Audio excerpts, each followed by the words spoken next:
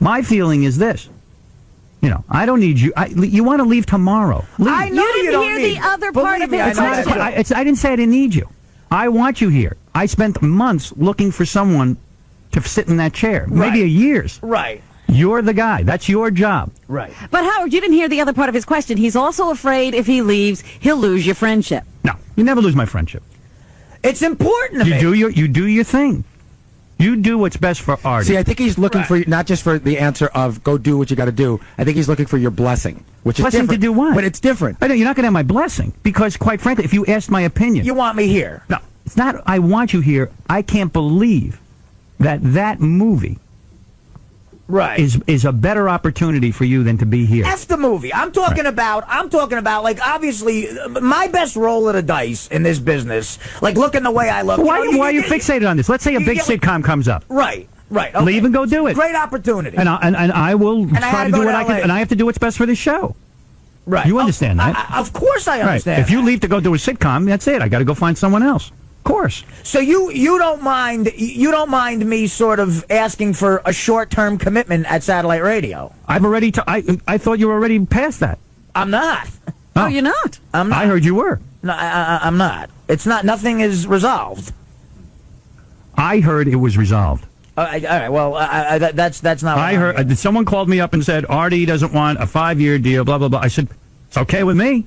It really is. Yeah. Because that was never relayed to me. There's a lack of communication. I said Artie's deal with me has always been he can leave whenever he wants. More important, right? But the satellite's a different issue. It's a big undertaking you got going on over there, and I get it. Satellite is saying if we're paying Artie money, and they feel it's a good amount of money, and if you feel it's a good amount of money, but let me just say something to you. They want a year commitment, but I personally I don't care. Without getting into figures, and we're not sounding like a jerk, I made more on the Norm Show than what they're offering me. So you're in radio now. Welcome to the nightmare. But what I'm saying is, what I'm saying is this: your deal can be you can leave tomorrow, and that can always be your deal. That can be your deal, and your manager should know it. Your agent should know it. Right. All your people should know it. I have an amazing agent. I have an amazing manager. They look, but here's where the shrink should try to fix me. The insane guilt I have of leaving you guys because I love everyone here to death personally. But why are you fixated on this? And you're the reason I have these opportunities, and I'm like, well, then you weigh it out. If this is the reason you have these opportunities, and this is why your name is out there, I lose sleep over it. I'm like, the reason I could get a sitcom. Do you have a sitcom? Do you have a sitcom? There's several opportunities that I've turned down in the last year. I'll tell you a story. I'll tell you a story. Right. 𝗧𝗵𝗲 had a really good radio career. He was here at 99X in New York. Right. And someone said to him, we're going to hire you for the Mork and Mindy show. While it was on the air, biggest sitcom there ever was. Mork and Mindy, one of the biggest on the air at that time. While it was on, already. While it was on. They're going to create a character They created a character for 𝗧𝗵𝗲. Right. He quit his radio gig, moved out to L.A., took Mork and Mindy. The show was on for a year and then tanked. That was it. Right. And Jay's never recovered radio-wise. Now, that's his career trajectory. Howard, look, I know. I look at that. You got to know. I mean, you got to know how many holding deals they got in L.A. for sitcoms. Howard, I've had 4 of them. Ask Bob. What's his name? No, not Bob Saget. Bob 𝗵𝗲.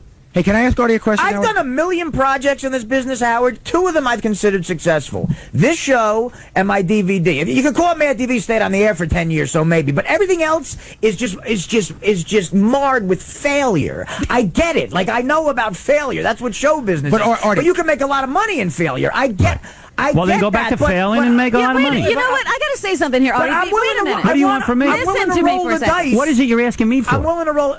What do you want? Tell me what you need. I'm not asking you anything. I'm just expressing my feelings of how, like, if I went to do the sitcom, what's bugging me is feeling guilty. Why? I'm telling you I don't care. You're going to feel guilty. You're going to feel guilty if you screw up your career. And if that happens, fine. At least I know I took the shot. But Artie, you know what I mean? Like, I took the shot. You told us there was one sitcom you turned down because you knew you'd be miserable doing it. Right, but that's not always the situation. There's a couple that I think I would have loved. Right, Artie, and you turned them down? Yes, I did. Here's what you got. Yes, you got the manager, you got the agent. They're whispering. No, I know. Whispering. I know what they're whispering. Look at me. Look. Whispering. Yeah, I get it. Artie, we've got fame and fortune. Your own thing. It's here. It's going to happen. You know, Jackie got a sickness. But Howard, let me tell you something. When I was a longshoreman, there were guys saying to me, "You're an idiot for trying to be in show business." No, I'm not saying that. And I'm telling you, I'd be loading orange juice in Newark right now. If someone comes to you and says, "Artie, we have a sitcom," Frank Sebastiano writes Dirty Work 2, and he says we're going to go write it. That ain't going to happen. All right, well maybe you will. But if that's it, and that's the thing that is your career path, right? I would always wish you well. You don't have to feel guilty for a second. I'm blessed that you were here for the short couple of years you were here. I would like you to be with us when we go to satellite and be with us in future projects. If that is giving you pain and angst and pressure, you don't do it. If it's time for you to go, it's time for you to go. Get rid of it. If it's time to go, it's time to go. Howard, can I ask Artie one quick question? There's been no one more important in my career than you. You don't have to say it. That'll be true if I become, we're friends for life. We're friends for life. So when you pick up your Emmy, remember to thank him. No. Well, that'll never happen. But Artie, where I see my friends is here. You understand? Like Stuttering John was like, how come you don't get together with me? I love to go do a Tonight Show. I go, because I don't get together with anybody. This is where I see my friends. I see Robin here. Right. I don't want to leave on bad terms. I've never. You're not leaving. How are you leaving on bad terms? Are you leaving? Is this what you're telling us? No. I might not be at satellite for. What I'm saying is, I might not be at satellite for the run. So don't. Who cares? But if that Fred, first day on the air, Robin, Gary, I'm at satellite for the run. Other people don't have to be. Satellite is my thing.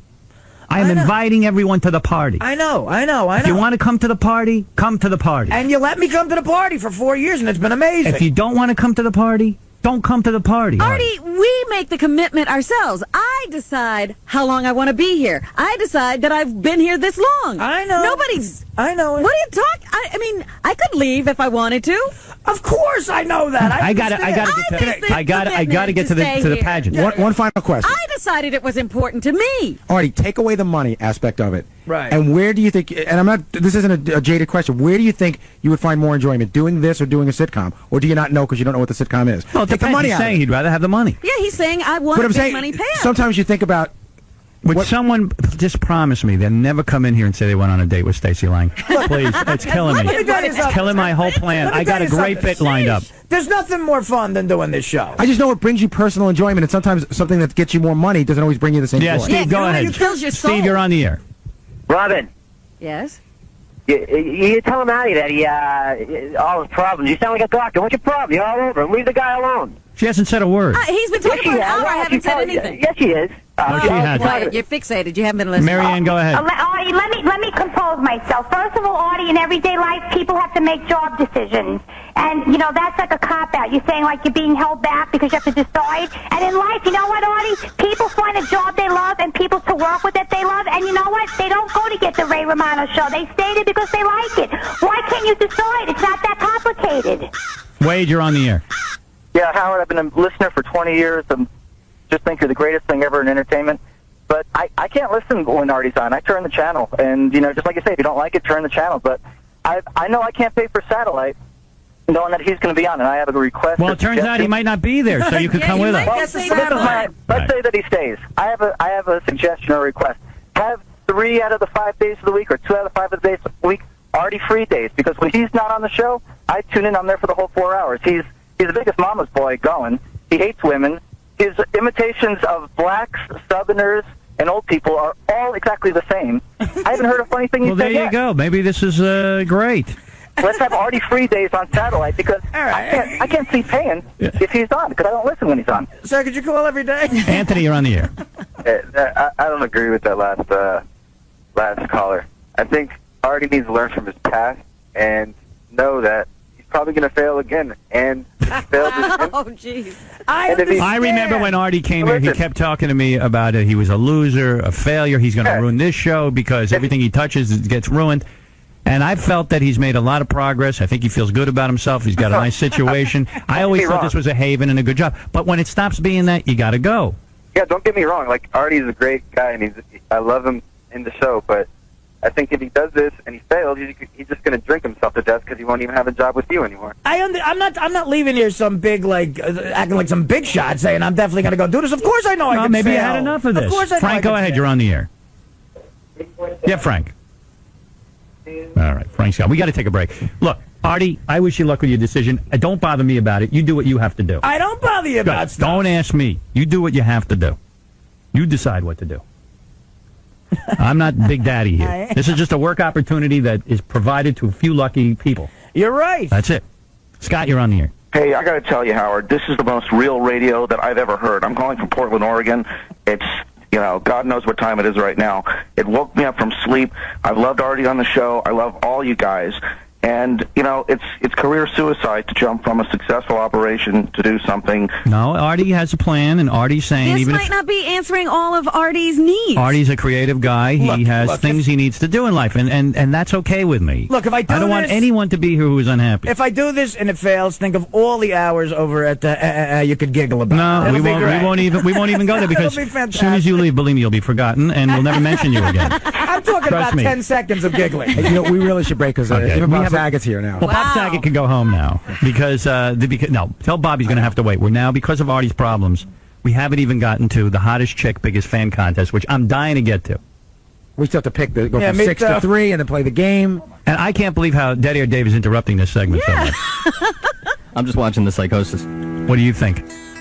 Artie, you got to stay. Are you kidding? What, are you crazy? I understand. All right. I understand. A lot of people are telling me that, too. No, How does this keep happening to us? I don't know. What do we do? The difference is I don't have hatred or bitterness towards anyone. We don't have that toward you. I know that, too. Who left that has bitterness, Andrew? Jackie? I don't know. I mean, Jackie had a real mental problem. I can't speak for Jackie. I have no idea. All right. Okay. Look, you sit down and calm down. This guy went on a few dates with your sister. We don't know what happened. Look, that's your business. I don't even mind that. Guys, sorry. Thanks for having me. Boxing match. Believe me, I don't mind that. You're great for the show, Artie. You're the best thing that's happened. Thank you. That's right. Absolutely, Artie. All right. Sit down, you baby gorilla. I'm a baby gorilla. What do you want from me? All right. Look, I mean, I am nuts. You got a guy who's nuts. You're going to have to deal with it. Artie, we're going to have to take a break, Artie, even if you are nuts. You have career opportunities. Things are happening, blossoming. Suddenly, the agent's returning the calls. The manager. There's a lot going on. Don't make it a problem. Suddenly, the agent's returning calls. Look at you. You're an important player in Hollywood. Listen to me. No, I'm not. Pursue your dream. I don't think that. I never want to stand in your way. Not an important. You decide to do what you want, and have your manager contact me and let me know. All right. We're going to take a break. Yeah, we'll get another email. Gary, send me the email from Artie's manager. My manager is very powerful. When you get an email, you better open it. The email was unbelievably creative. Really? All right, yes. This is a great, P.S., this is a great opportunity for Artie. Good. Glad my opportunity sucks. What do you want from me? You really knew how to turn me on. Okay. I am going to now take a break. I'm going to come back. Okay? Yes, let's regroup. I want to know why that guy was listening. Yeah, he'll call in if he doesn't listen when I'm on. The only thing more comfortable than being in this room on the air would be being in this room off the air. Yeah. Go shave for your movie. It's time for your shave. Oh, well, that's great. Now I got to shave in the K-Rock shave bathroom. for your movie. Cut his nose off. Try not to catch herpes. Yeah. I got to go shave around the pubic hair that's on the knob of the sink. And please tell your manager to write me. Dear Howard, great news. We got Artie a job other than yours, and it's a really great job. Right. Yes. So we don't need you. This is a real opportunity. You see what you need do? a manager. You need a manager. That's not you what need a manager. Said. That's not what it to said. smooth things over for your manager. All right. What did it say?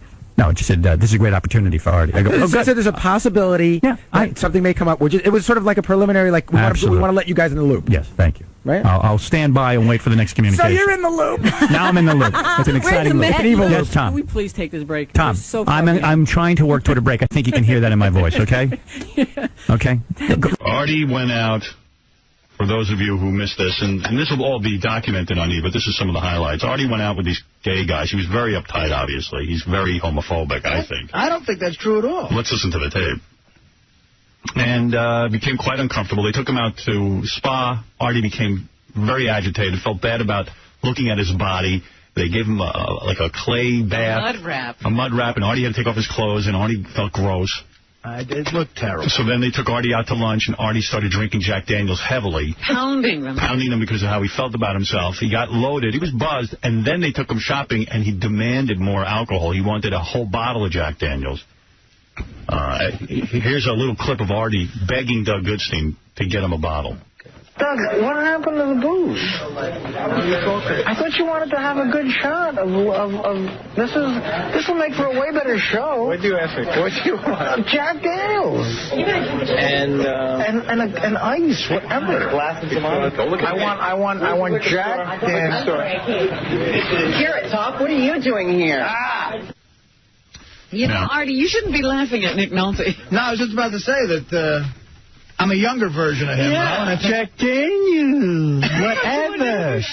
You know what? He was hanging around with so many gay guys. He started to sound gay. I started to get a gay after. I know you did. Whatever. Well, you see what happens? Like, that's a perfect example. You start drinking, you're having a good time, and then a guy comes in and goes, ooh, Carrot Top. What are you doing here? So they gave in, got Artie's Jack Daniels, like all enablers, the network gave in. Well, they had to get through this afternoon. Yeah, it was tough to get Doug to get me Jack Daniels. And Artie explains that, you know, when he drinks, he can't stop. Right. So but he doesn't have a problem. He just, once he starts, he doesn't want to lose his buzz. That's right. He just should never start. Yeah. Because you were feeling pretty good right there, but it wasn't enough. Yeah, you can tell he's obviously drunk, but he doesn't want to not be drunk. So he gets so loaded that he becomes belligerent and starts screaming at the gay guys. And at first they're kind of laughing about it, but then it gets uncomfortable. Let's do some fashion, shall we? Okay.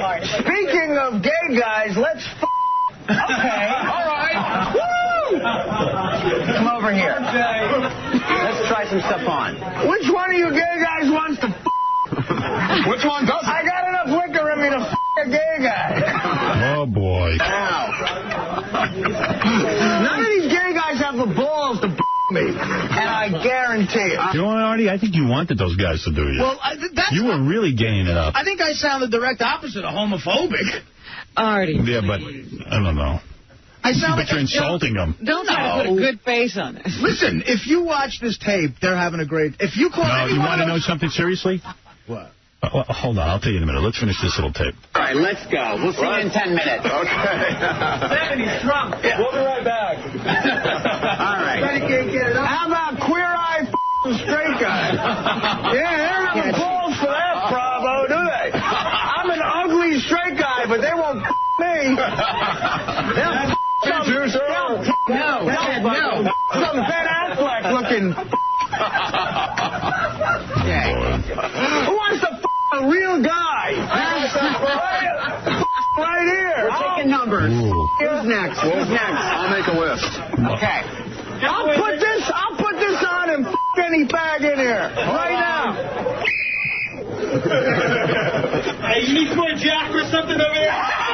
Get me some more Jack and I'll any fruit in this place. I'll put this on. You can pretend I married you, you We'll have a little house on the prairie wedding. It'll be fantastic. This is for me. Cut out a hole for my ass and me. Oh, boy.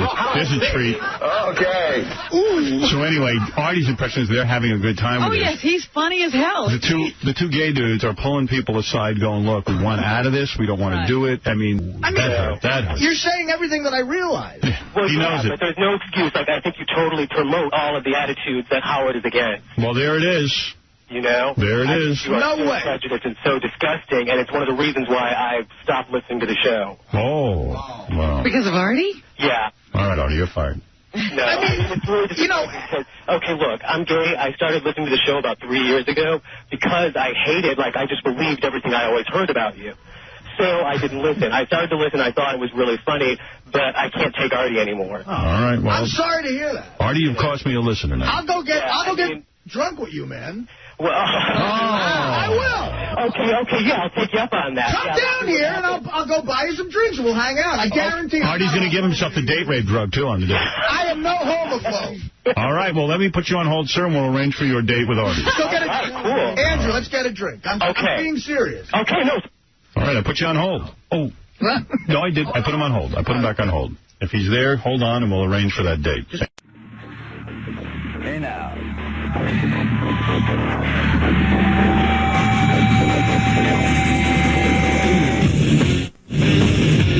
Hey now, hey now. Hey now.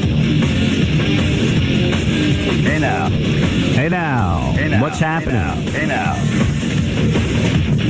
Hey now.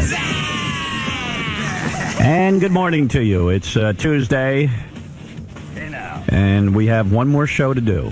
We take it one day at a time here on this show because you never know. You never know when we'll be gone. What? I said you'll never know when we'll be gone. I mean, you know this. You know the business. We are persona non grata around here. I thought you had some information. No, but I like to make people think I do.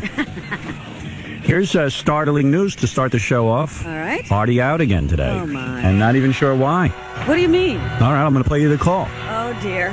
Not even sure there's an illness. Another Artie call. Here we go. Ready? Yeah. Gary, it's Artie. It's Tuesday morning. Hey, man, I'm not coming in again today. I'm so sorry, man. I just feel like crap. I feel awful. I just can't make it in. All right? I'm sorry, man. Oh, dear. I'm really, really sorry. All right? I'll talk to you later. Bye. I don't know what's going on there. Artie's got to give up this movie. It's killing him. Now, it's funny you say that. I said to 𝗵𝗲 𝗛𝗶, I said, ever since I had that discussion with Artie about how I felt about his movie, he's been missing more days of work. Now, I don't know if it's getting to him or, like I don't know what's going on with him. He's not being honest with me. Take the 3 weeks off, then. It's going to kill you. This is crazy. Artie asked me how I felt about him doing this movie. I said, I'm happy for you. Maybe there's a way that you can work your schedule so that you can honor your commitment here. You got 2 weeks off in July. You could shoot then. And this movie's obviously right around the corner because he's shooting in July. Right. You got 2 weeks in July. You got a week in August. I said, that's 3 weeks. You need 6 weeks to do it or 5 weeks to do it. I said, if you got 2 more weeks, so you go in after the show. You can leave here 9:30 and leave. Yeah, you do the heavy lifting when you're off, and then, they leave the cleanup work for the 2 weeks that you're working and doing the show. And then he said to me in that conversation, man, I don't think, I could do that. There's a budget. And I said, well, you asked my opinion. I'm telling you you're an important part of the show, and I'd love to see you try to honor both commitments. I mean, I've done it. I've been in a movie I shot for 4 months. And I know it's not easy, but you talk about... You were there every day. Yeah. He goes, well, the budget and this and that. I go, well, listen, you asked me how I felt. I'd love for you to be here, if you can honor that commitment. If not, then fine. I mean, do whatever you think is best. That was it. That was the conversation. And ever since then, he's been missing days. He's been sick. And this is after he basically had no days of missing work. Yeah, he was one of these guys, he'd be in here no matter what. Right. Yeah. I don't know. And this time he didn't even say he was sick. He just said he felt like crap, which makes me believe that he's worrying himself to death. Yeah, I mean, Jesus Christ. It's a small little movie, and it's going to be fun for him to do, and then it'll be over. Hey, Eric. Hey, Howard. I used to do oxys, man. I tell you, they used to give me, I used to work off. I used to have diarrhea bad. Sounds like it might be that, man. Well, I don't know. I don't know. Seriously, I don't know. It always starts the moment Artie does work. I mean, it's true. I mean, even my mind goes to that. But I'm hoping not. Yeah, I'm on treatment. I'm on treatment right now for it. It's a bad thing, man. That's like the first symptom when you don't have it. Diarrhea? Yeah, diarrhea, and you vomit big time. Ew. When you detox from them. Well, I don't know what's going on. What do you think's going on, Fred? I would agree with you. That was my first thought last time. And then he came in and he gave a compelling thing. No, it's not the movie. It's not this. It's not that. And But now, with this message, I'm going back to my original thought. Gary says to me, 𝗵𝗲 𝗛𝗶 says to me, it's not that. But not that he knows. But he feels. He thinks it's something else. But, I mean, Robin brings up a good point. The guy was here for 4 years, hasn't missed a day. Right. He would get drunk on the air, be wheeled down the hall in Vegas. And he'd still show up make for the it. broadcast Yeah. Gary, what did Something's not quite right. What did you say Artie said to you about going off into the sunset or something? What did he say to you? He said this on the air last week. What did he say? He said that if I fall off the wagon or if I go nuts or whatever, he goes, it won't be a big deal. You'll just never see me again. He goes, I just go underground and you'll never hear from me again. And so what are you saying? Well, I keep hearing from him. Oh, so it's all right with that. Yeah, he said like, I'll unplug my phone and you'll just never know. Oh, wonderful. That's nice. I hope that's not the case. Well, Gary seems to think not because he's staying in touch. I don't know. I'm sure I already said it, but like, there's not even an illness in this one. Right. And the guys in the office were saying, it seems like every time Artie makes one of these calls, it seems a little bit easier for him. Yeah. That's true too. Well, I'm getting that. The other thing is he just keeps apologizing Right. nonstop. I don't know how many apologies where he said I'm sorry in there. It was like I'm sorry, I'm Right. sorry, I'm sorry, I'm sorry, I'm sorry. But the first call, he was like tortured. That one is just like, oh, this again. Yeah. Mike, hi, you're on the air.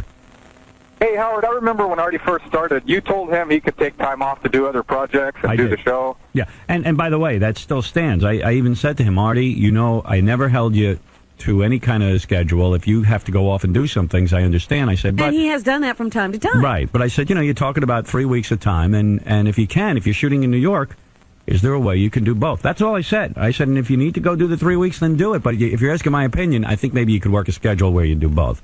Because you become an important part of the show. We've made a commitment to you. You know, he's coming over to Satellite with us. I mean, Artie's part of the family. Artie's our guy. You know? Is there something with that seat? I don't know. That always makes a problem. People go nuts. But, I mean, he might genuinely just be ill.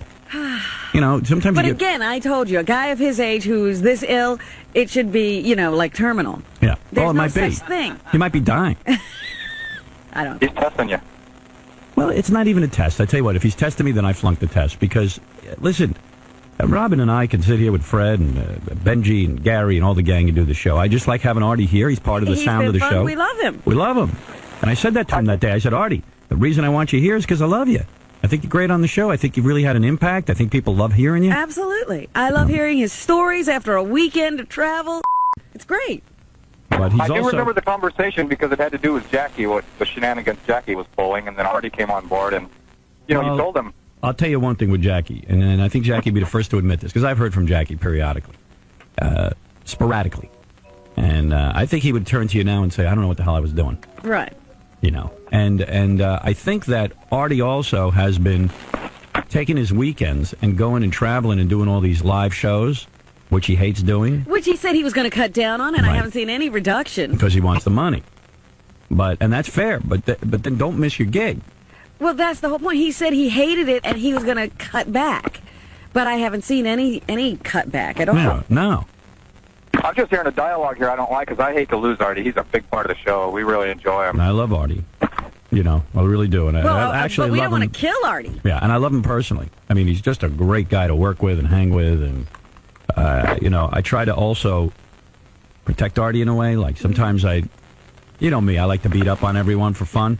And sometimes, just for your own amusement. But the reason that sometimes I don't with Artie is because I see that he's vulnerable. He's very vulnerable. Yeah. Well, you know, and I didn't realize how vulnerable until the last couple of weeks. Yeah. Right. It's funny because I started to think about, like, Artie's always said this is the happiest he's ever been in his adult life. Right.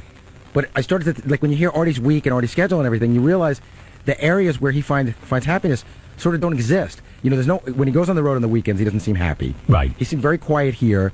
I don't hear what he does at night anymore. He just doesn't seem. He seems even less happy than he used to seem. That he used to joke about. Wow. When he joked that he was unhappy. All right, I got to be honest with you right now. Yeah. I don't know one thing you're talking about. When is it? Is he happy now or is he unhappy? He's unhappy now. All right, and you saw him at a time when he was happy? Yes. I saw him at a time when he got here, he was happier. He was happy when he got here. He would talk about things that he did, fun that he had when he went out. Right. Now the weekends suck because he's unhappy to go out on the gigs. He doesn't seem very happy when he's here. Right. I don't hear him tell any happy stories of anything he did at night. You know, it just doesn't seem to be any happiness anymore. I mean, maybe this is nuts, but maybe it's because the Yankees are slumping. But, you know, don't laugh. In a way, that's one of the things. I'm not saying that's the reason, but that's the thing that brings Artie happiness every night to watch the game. Maybe he's not even going to the games because he's all worn out. But even watching them, you know, you go to bed and it's like, the Yankees lost again. It's just another thing that's going wrong. Are you saying his professional life is annoying and his personal life is a 2? I'm saying that professional and personal are a 2. A 2. Not serious. Yes, Bobo. Hey, how you doing, Bobo the businessman? Listen, I think maybe Artie has a relationship problem, maybe with Dana. You know, maybe he's kind of bummed out because that don't sound like a medical problem. You know what I mean? I don't know. But wait a minute, they've had problems before. Artie didn't miss work. That's right. Yeah. They broke up, remember? Yeah. Yeah, they broke up. Artie told that story that was so sad about how he saw her at the muffin shop and they looked at each other and you could tell that he was really sad, yet he was at work every day. Right. Right. Sad. But listen, Joan Rivers wants to say something. Hey, listen, Fred, I'll see you at the Funky Fish on the June 25th. Make sure all the fans are out there. Peking Norris. You got it, man. Thanks. All right, Bobo's going to be there, Fred. With his hair. Bring all your friends. Bring your hair, Bobo. He's got a new look. He shaved off his mustache. You're kidding. He still looks like the same bald guy with a robe. Does he go to all your gigs? Yeah. You know, every time I've been there, he's been there. I understand he's a big fan of 30-odd foot of grunt, too. He goes to all their shows. That means I got to punch somebody out, man. Yes, Chris. Hey, Howard. Yeah. Oh, this is not Chris. This is Mark. Sorry. How you doing? That's all right. Listen, there's 2 things going on here with Artie. One, he's a blue-collar guy, grew up in Jersey. he's been used to being mediocre his whole life, and all of a sudden in the last year or two, he's experienced a lot of success, and he can't handle this. He's getting a good-looking girl, he's getting the money, he's getting the fame, and it's driving him bananas. And now he's got this movie he's doing, and what he's doing, the second thing he's trying to do here, he sets himself up to be fired so he can do this, so he doesn't have to blame himself for pursuing what he wants to pursue. So he's setting you guys up. Geez, I missed too much work. I was sick. They couldn't hold on to me. I had, you know, they had to let me go. Everything's okay. It's his way of rationalizing it. He's trying to destroy himself, man. He's used to mediocrity, and this fame is killing him.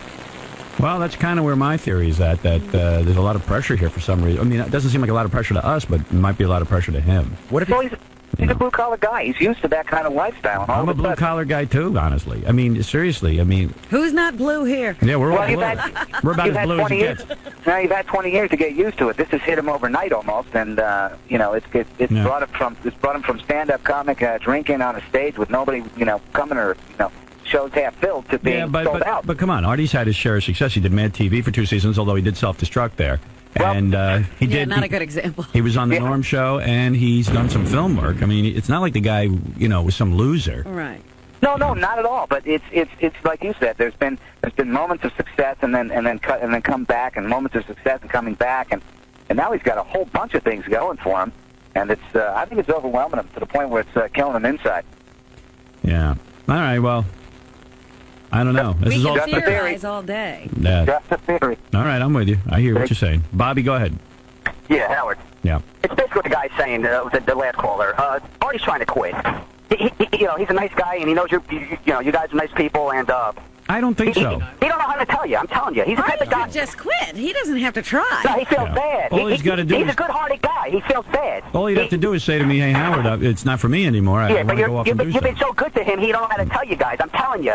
And he said a few months ago on the air, he said he's got enough money to be comfortable the rest of his life. No, he doesn't. Never said that. I know, I'm sure he doesn't. No one ever does. But, No, but I'm telling you, he doesn't. I mean, he probably can't get up early in the morning. He don't like it. And he got up early for a very long time. And I got to tell you something. Artie's happy because he doesn't want to go live in Hollywood. Right. He wants to live in Jersey. Yeah. This is the perfect gig for that. We're signing up for another 5 years over on satellite. He wants to be near his mom and his sister and Dana. So it's kind of the best of all worlds. He's got a high-profile job that pays well. He's got opportunities up the wazoo for stand-up and for movies. Well, I'm sure he's the type of guy who gets a little money in his pocket, and he probably lives off that for a while, then he looks for something else. Maybe. He don't seem like the type. I'm telling you, I don't think he can handle getting up early in the morning all the time. It's probably catching up to him. And you know him, he likes to drink. So It could be that it's catching up to him, but I don't know. I hate to see him leave, but I think that's where it's coming to. I really do. Hey, what if he's actually just sick? Hey, if he died... That's impossible. No, but won't we feel foolish? Like, imagine if we find out that he's getting an appendectomy today. Won't we feel like tools? Yeah. He might really be sick. Right. I want to see the scar. I hadn't considered that theory. Right. I don't think so. I got a I'm heart sorry. lung operation. I'll be in tomorrow. Let me hear the message again. Garrett's Artie, it's Tuesday morning. Hey, man, I'm not coming in again today. I'm so sorry, man. I just feel like crap. I feel awful. I just can't make it in. All right? I'm sorry, man. I'm really, really sorry. All right? I'll talk to you later. Bye. What time did he leave the call? You know, I don't know. I don't know. It had to be sometime between 11 o'clock at night and So it 4 was in the after morning. you'd gone to bed. Yeah, You didn't get yeah. this last They night. usually come, you know, the funny thing is they usually come at like 3, which Right. I always think is such an odd hour because I think it would be when you set your alarm. Like Artie gets up, I think, at like 4:30 or something, a 4:45, but they usually around 3 he leaves them. That's because he's been up throwing up all night. Right. Zolar, you're on the air. Yeah, Howard, let me just change my phone here. I want to come running down to the studio next time you announce he's off the air, and I want to sit in his seat. Is that okay with you? You want to replace Artie? Yeah, from now on. Every time he calls in sick, Zolar comes down right away. I leave I my don't know job. Zolar. Why should we be punished? Yeah, Come why on. should the audience be punished just Do me a because? favor. I'm always doing stuff for the show. I know, you're a good guy, Zolar, but it might not be the right sound. I'm very, very hung up on the sound of the show. Yes, Dave. How you doing, Stern? Hi. Maybe the individual is just, relapsed. Why you're playing that bit, why you're playing that message, I have no idea, What do you mean? Why not? Maybe you should just, throw a cart in, best of, and see what's really going on.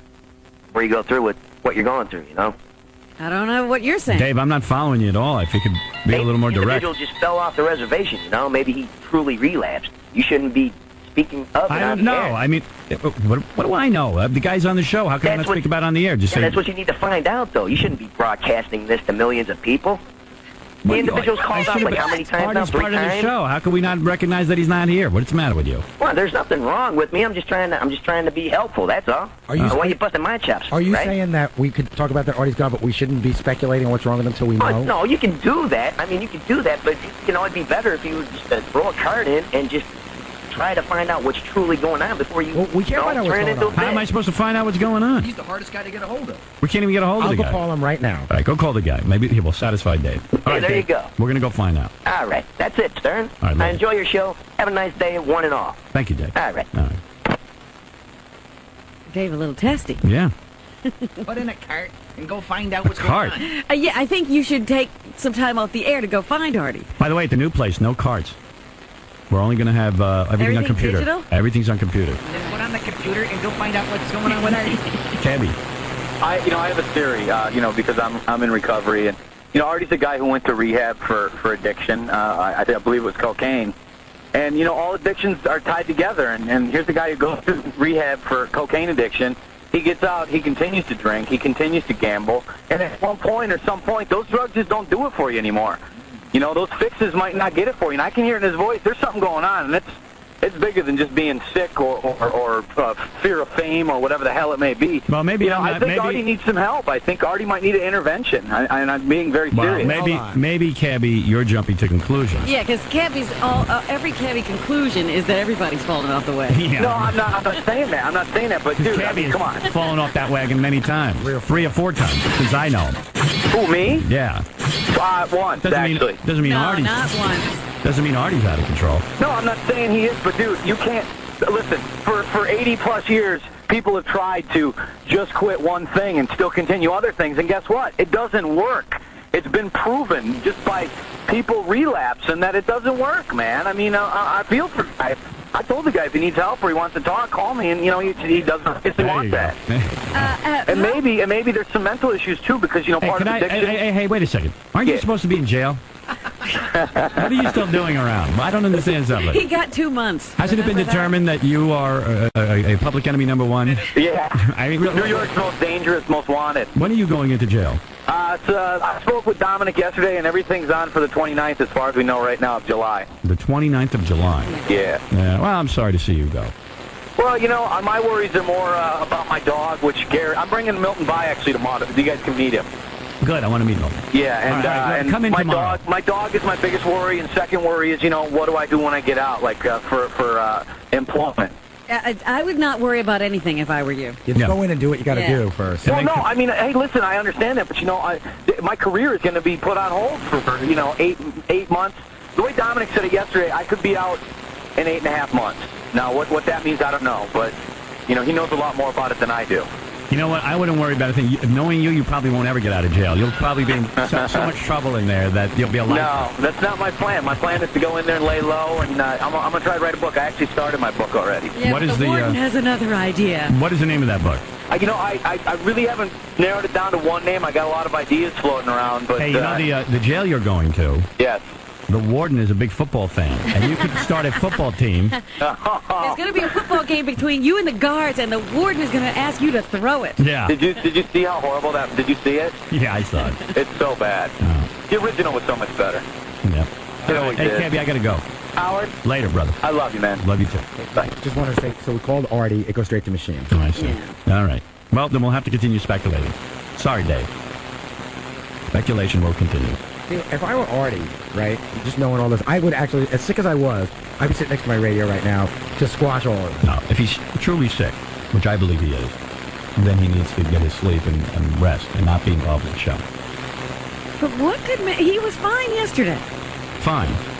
Well, lately Artie's been doing this thing where his eyes roll up into his head. Sometimes in the meetings on Thursday I saw that. Really? Yeah, and every once in a while I look over and he looks like he's, Well, I did look at his eyes last week after he came back, and I said, whoa, you do look like you've been through something. Yeah.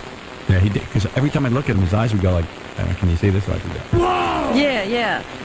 Right. Oh, yeah, I know what you're talking about. Wow. And I went, whoa, that's what is wrong with Artie then? I don't know.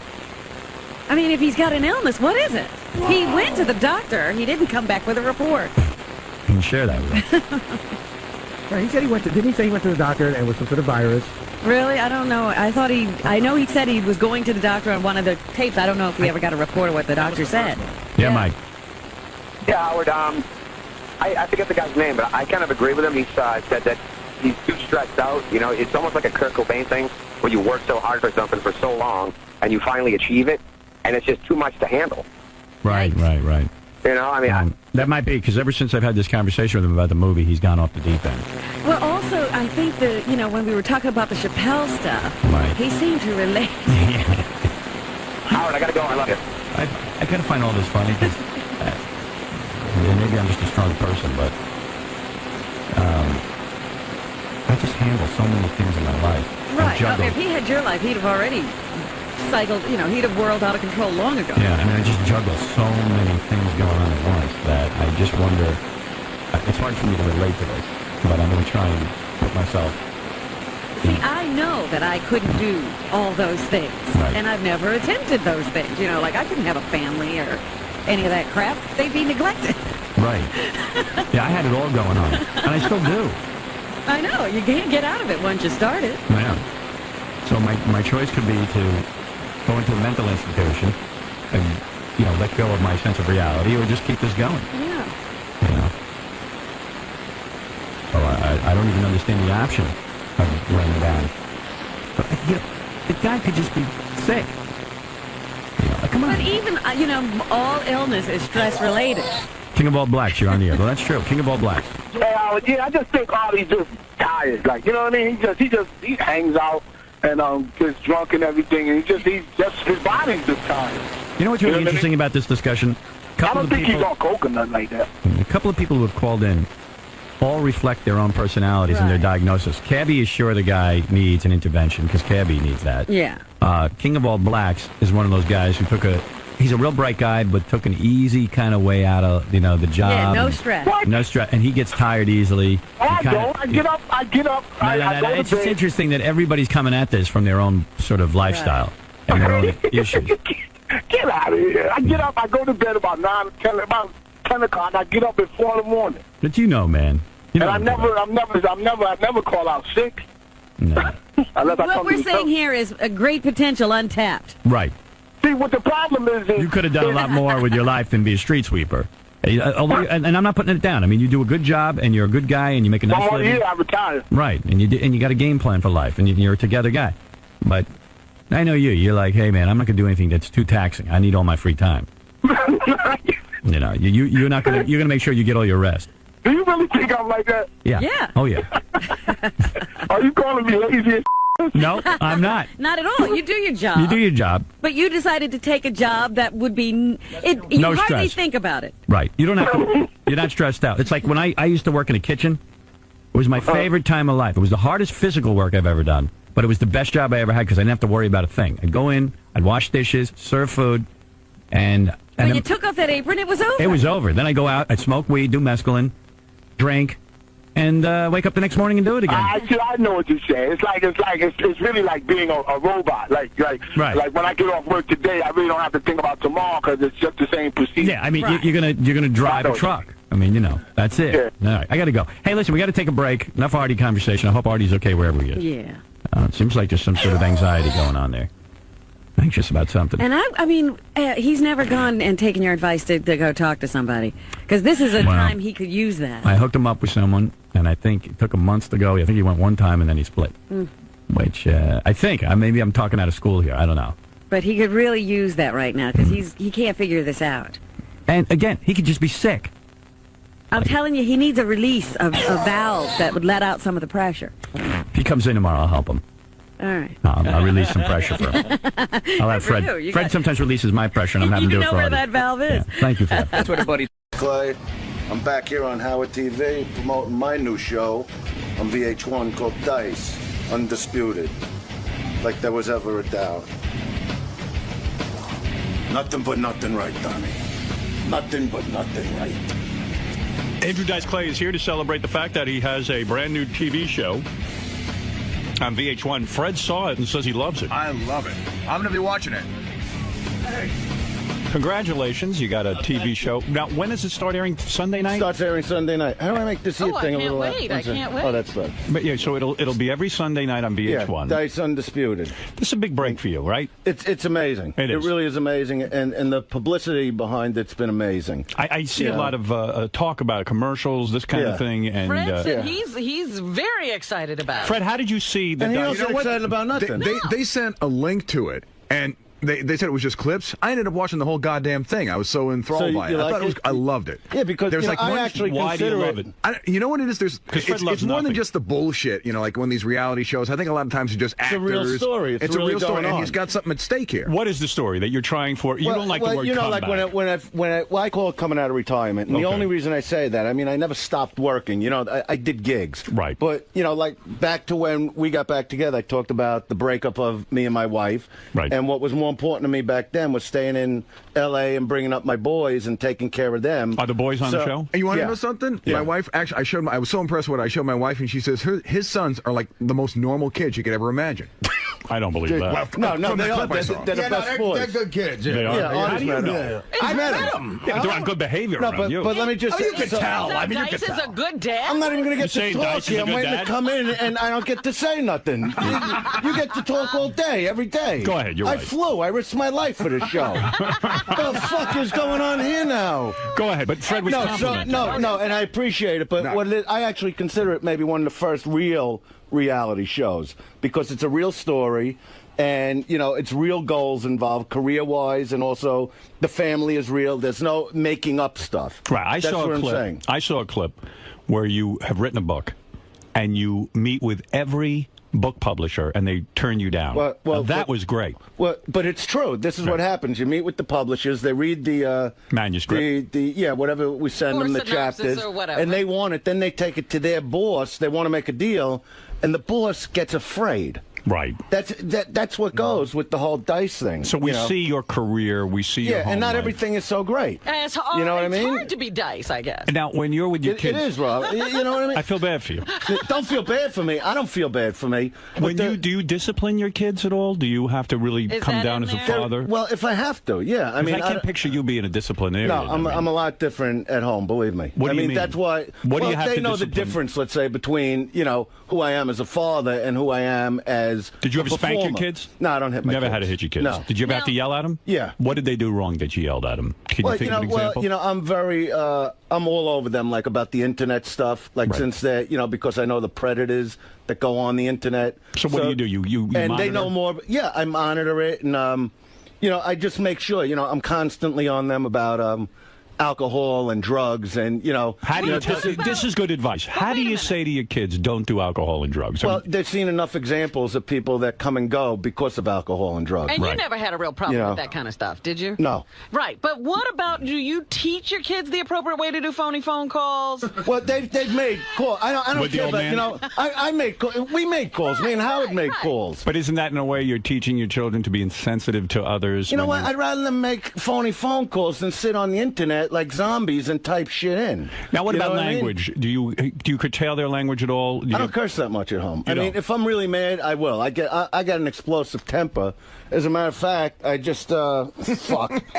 What? No, well, Gary got me mad with something, but I was already mad about something. What were you mad about? Gary.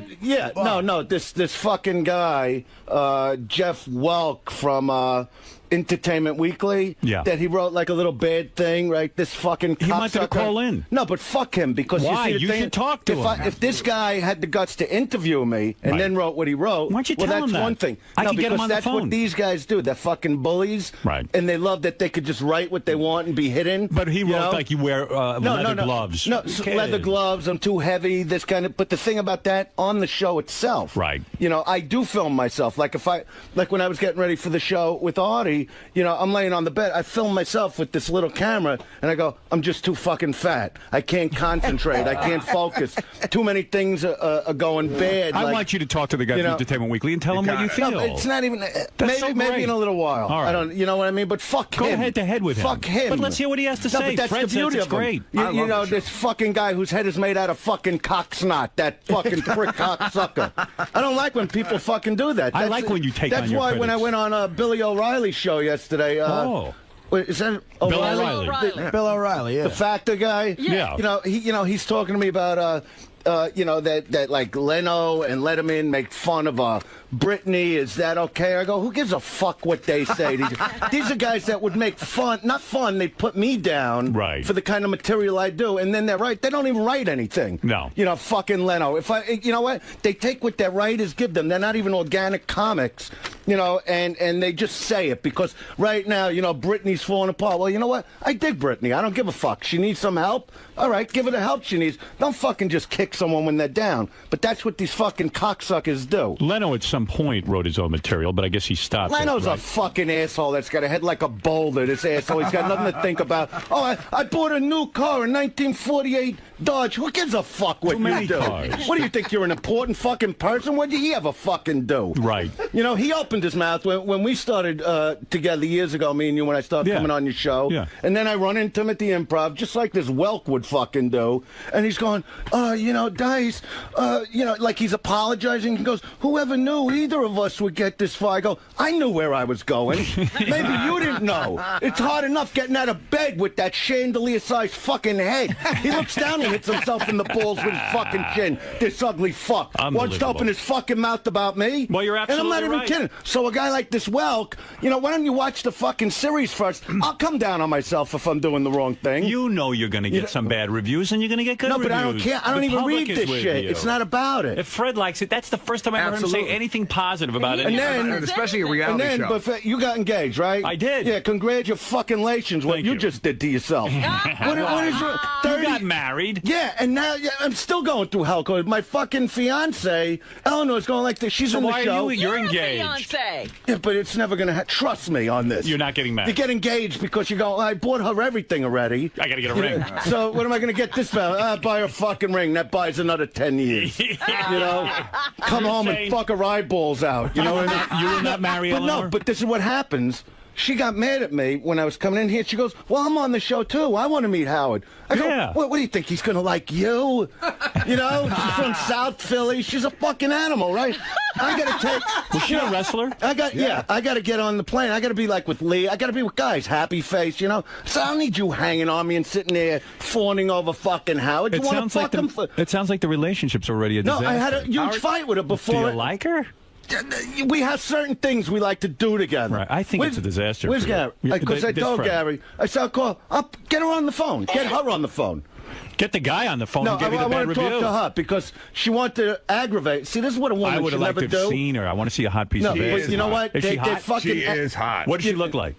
She's tiny, right? She's not that fucking tight. She's in good shape, though. Right. And then, when they're in the bar, and guys are coming over and they buying them fucking drinks and they give you the line, oh, well, he was just being nice. I go, is he being nice to the big fat fuck at the end of the bar missing a foot? They're not being nice. They want to fuck your head up so they could drag you in the car and fuck you, give you. Are you jealous? Have you ever beaten a guy up for talking to her? No, but I don't like that. I don't like when. Remember when you beat up Arsenio? Did you beat up Arsenio once in a club? No. You never did? No, we went after him because he said the wrong thing in a magazine. Right. Which we went after him. I did it as the Cape Fear character. We just kept going there. And then like years later, me and Arsenio spoke about it. And he goes, no, you had the wrong idea. He goes, they asked, what's the one regret about your talk show? He goes, when I have to bring Dice Clay on. So I went after him for that because he'd call me for Sweeps Week. He'd call me all the time. So he goes, no, you don't know why I said that. He goes, all these fucking guys like Letterman, like Leno, they never put you on. He goes, I didn't give a shit. I wanted you on, but the hell I had to go through from all these groups calling me when you were on. So I go, all right, well, I'm sorry. All right. I'm sorry I destroyed you every day for a month. Yeah, right. The fuck am I going to do? It's publicity. I didn't want every group calling. Where's Eleanor? Do we have her yet? No, we don't have Eleanor yet. Gary was going to call. We do. We do? Wait, I'll try. What? Hello? Eleanor. Yeah. All right. You're on with Howard Stern. Go ahead. Say your big hello. Hi, Howard. Hi, Eleanor. I would have loved to have met you. Oh, yeah. I would have liked if Dice brought in his love interest. No, but I would have liked to have met you as well. Let him talk, please. But there's nothing to say. I would have liked to have met someone. She's disrespectful. How's Dice in bed? I'm disrespectful. I'm disrespectful. You're telling me to shut up for 30 seconds. I'm on the phone. How is Dice in bed? How is she's always threatening me. That's Dice is fantastic in bed. Yeah. No, you know that. Andrew, on the other hand. I pummel her in bed. You can't, I'm relentless when it comes to that. And there what is about- no end to that. And what about Why this? are you talking about this? He brought. How come? Let me just ask you a question. Number one, you know when I got to. Why are you yelling at me? I'm not yelling. I'm not yelling. Why are you know- yelling at I'm her? not yelling. What did she do wrong? He doesn't know he's on the phone. He's trying to reach her. Hi, Robin. Hi there. No, number one, you know when I'm coming to do a show like this, it's important to me, and I for you know. to aggravate me the way you did, you know, and give me a hard time and make me aggravated leave. you? Yeah. I aggravated you. Yes. How did she aggravate you? Because she wanted to she come broke here? my balls about it. I'm going, Eleanor, we got a show premiering this week. I got to go in. I gotta Dice do is third. scared you'll take away his attention. I have a show premiering this week, too, jerk off. Don't forget that. This is what I date a lot of chicks who can use the word jerk off like that. She's good at it. Yeah, you got to see when she does it and says it at the same time. You know what I mean? Eleanor, you were Fucking animal. You were a professional wrestler Yes. for the WWE. No, it was a TV show called Wow Women of Wrestling. Oh, okay. Wow. Was that with Sylvester Stallone's mother? No, it was the same producer as Glow, but it was years later. Well, she's from South Andrew doesn't Philly. like She him that prides herself on being street smart. Are you because still she's in the got 10 business? brothers and sisters that she's always threatening me with. That's right. And if I get my 6 brothers, if they hear you talking like this on the air, they'll be Who into your cares? I know they're all very tough. They're really scared the fuck out of me. They're not You know, just scared in of front of fuck my out of you, kids, beat she the wants fuck to out tell of me in front of Max and Dylan. She's always, oh, my brother Jimmy this, my brother. What makes him so Jimmy tough? will Was a break you tough in fucking brother? Do Max and Dylan like her, or they kind of Her brother Jimmy actually is like, he looks like a little like Bruce Willis from Die Hard. Right. So, you know, they make like a big deal out of that. Do the but I go, but boys- he's not from Die Hard. Do the He's boys- not fucking Bruce Willis. Howard's trying to talk. What? Do the boys think of fucking girl? Do the boys think of? She doesn't know. All do the right, I'm boys- listening to do Howard the boys now. think of her as a stepmother? Do they respect Yeah, her? they and have a like lot her? of respect for her. She's absolutely incredible with the kids. Does she live Yeah. with you? Do you two live together? Yes, and that's the problem. Oh. See, when she had her own apartment and I could go over there and just annihilate her, Right. you know, and then go home to my wife, that was a lot better. Right. You know what I mean? Andrew, you're I'm fucking around. I'm looking like she's somewhere in here. I'm fucking. You're supposed to have a sense of humor. Did you go with a comedian, asshole? Were you cheating on your? comedian. I go with a jerk off. Remember that. Were you cheating on your wife with her? No, just at the tail end. Right. Like once So- I moved out. Once you moved out, you started banging Yes. her. Yes. Eleanor. Don't, please, I don't say that about your girl. Why? I bang my girlfriend. Yeah, but I don't say it. Oh, See, that's okay. what makes me mad when All right, other guys He's think. not honest, Howard. And I- How to be honest. What do you mean I'm not honest? It's banging, Andrew. It's what it is. So the truth No, is, I know it's bang. Look how she loves that. So you were having an Yeah. affair when you were married. No, there was not no. an affair. I What- can't do that. Then what the fuck was it? No. You know, when I'm grabbing your ass in a parking lot and run my hand on your leg, you little filthy animal. Fair, yeah. You know what? You You're fucking slub. I love her. You don't, Eleanor, you don't know that that's having an affair when you're banging. No, I wasn't Dice? banging. You know what? We would talk a lot. We would talk, Yeah, and I would let her know I like. You know, he would use me to, get his problems off his chest. Oh. And then he made his move when I was real vulnerable, and I felt What do sorry. you mean you were vulnerable? I was the one going through the breakup. What the fuck are you even talking about? Don't give me that Eleanor, bullshit. this is real radio. This isn't me and you at home. Talk like a fucking human being for once. Talking like a fucking human being. Don't curse me like that. Well, I'll tell you what. This is why we have problems. Because she doesn't act like a fucking person, Robin. What did you gotta wear? learn to be a person. She never even met Howard. What are you wearing right now? Don't stop. What's your girlfriend wearing right now? I don't know. She's not on the phone. How would I know? Get her on the phone. Can't ask her. But does your girlfriend at least talk like a person, act like a human Well, to why are people? you acting like she's not? Because she's Kurt Jerkoff from Dice. Yeah, but you're being an animal to her. I've never You're not heard being a Beth gentleman. call Howard a What she jerk likes. off. You're not being a gentleman. Do you No, ever? he's not, and he never is. Have you ever hit Dice? My brother Johnny's calling me right now. So let him fucking call. What do I give a shit? Go live with him. Let him live with you. John, go kick his ass. Let him buy you cars and clothes and jewelry and all the shit you like. He buys me anything I want. He's my brother. He loves me. I'm sold I know, on the you're show a very for one. close-knit fucking I wanna see family. this. I get it. I have to see this now. I How get old it. are you, Eleanor? Why? I'm just curious. She's in her 30s. She I'm won't kidding. say. I'm kidding. 36. You're a young chick. And she's in great shape. She does 100 classes a day, jumping up and down. You know, she does the Pilates. You go to jump up and down class? She does the fucking jumping jack classes, the spinning, the little spinning like a hamster in a wheel. You know what they do? If she got Because she's got nothing to think about. Because I take care of her. Do you ever get angry that you have to pay all the bills and she gets to do Pilates all day?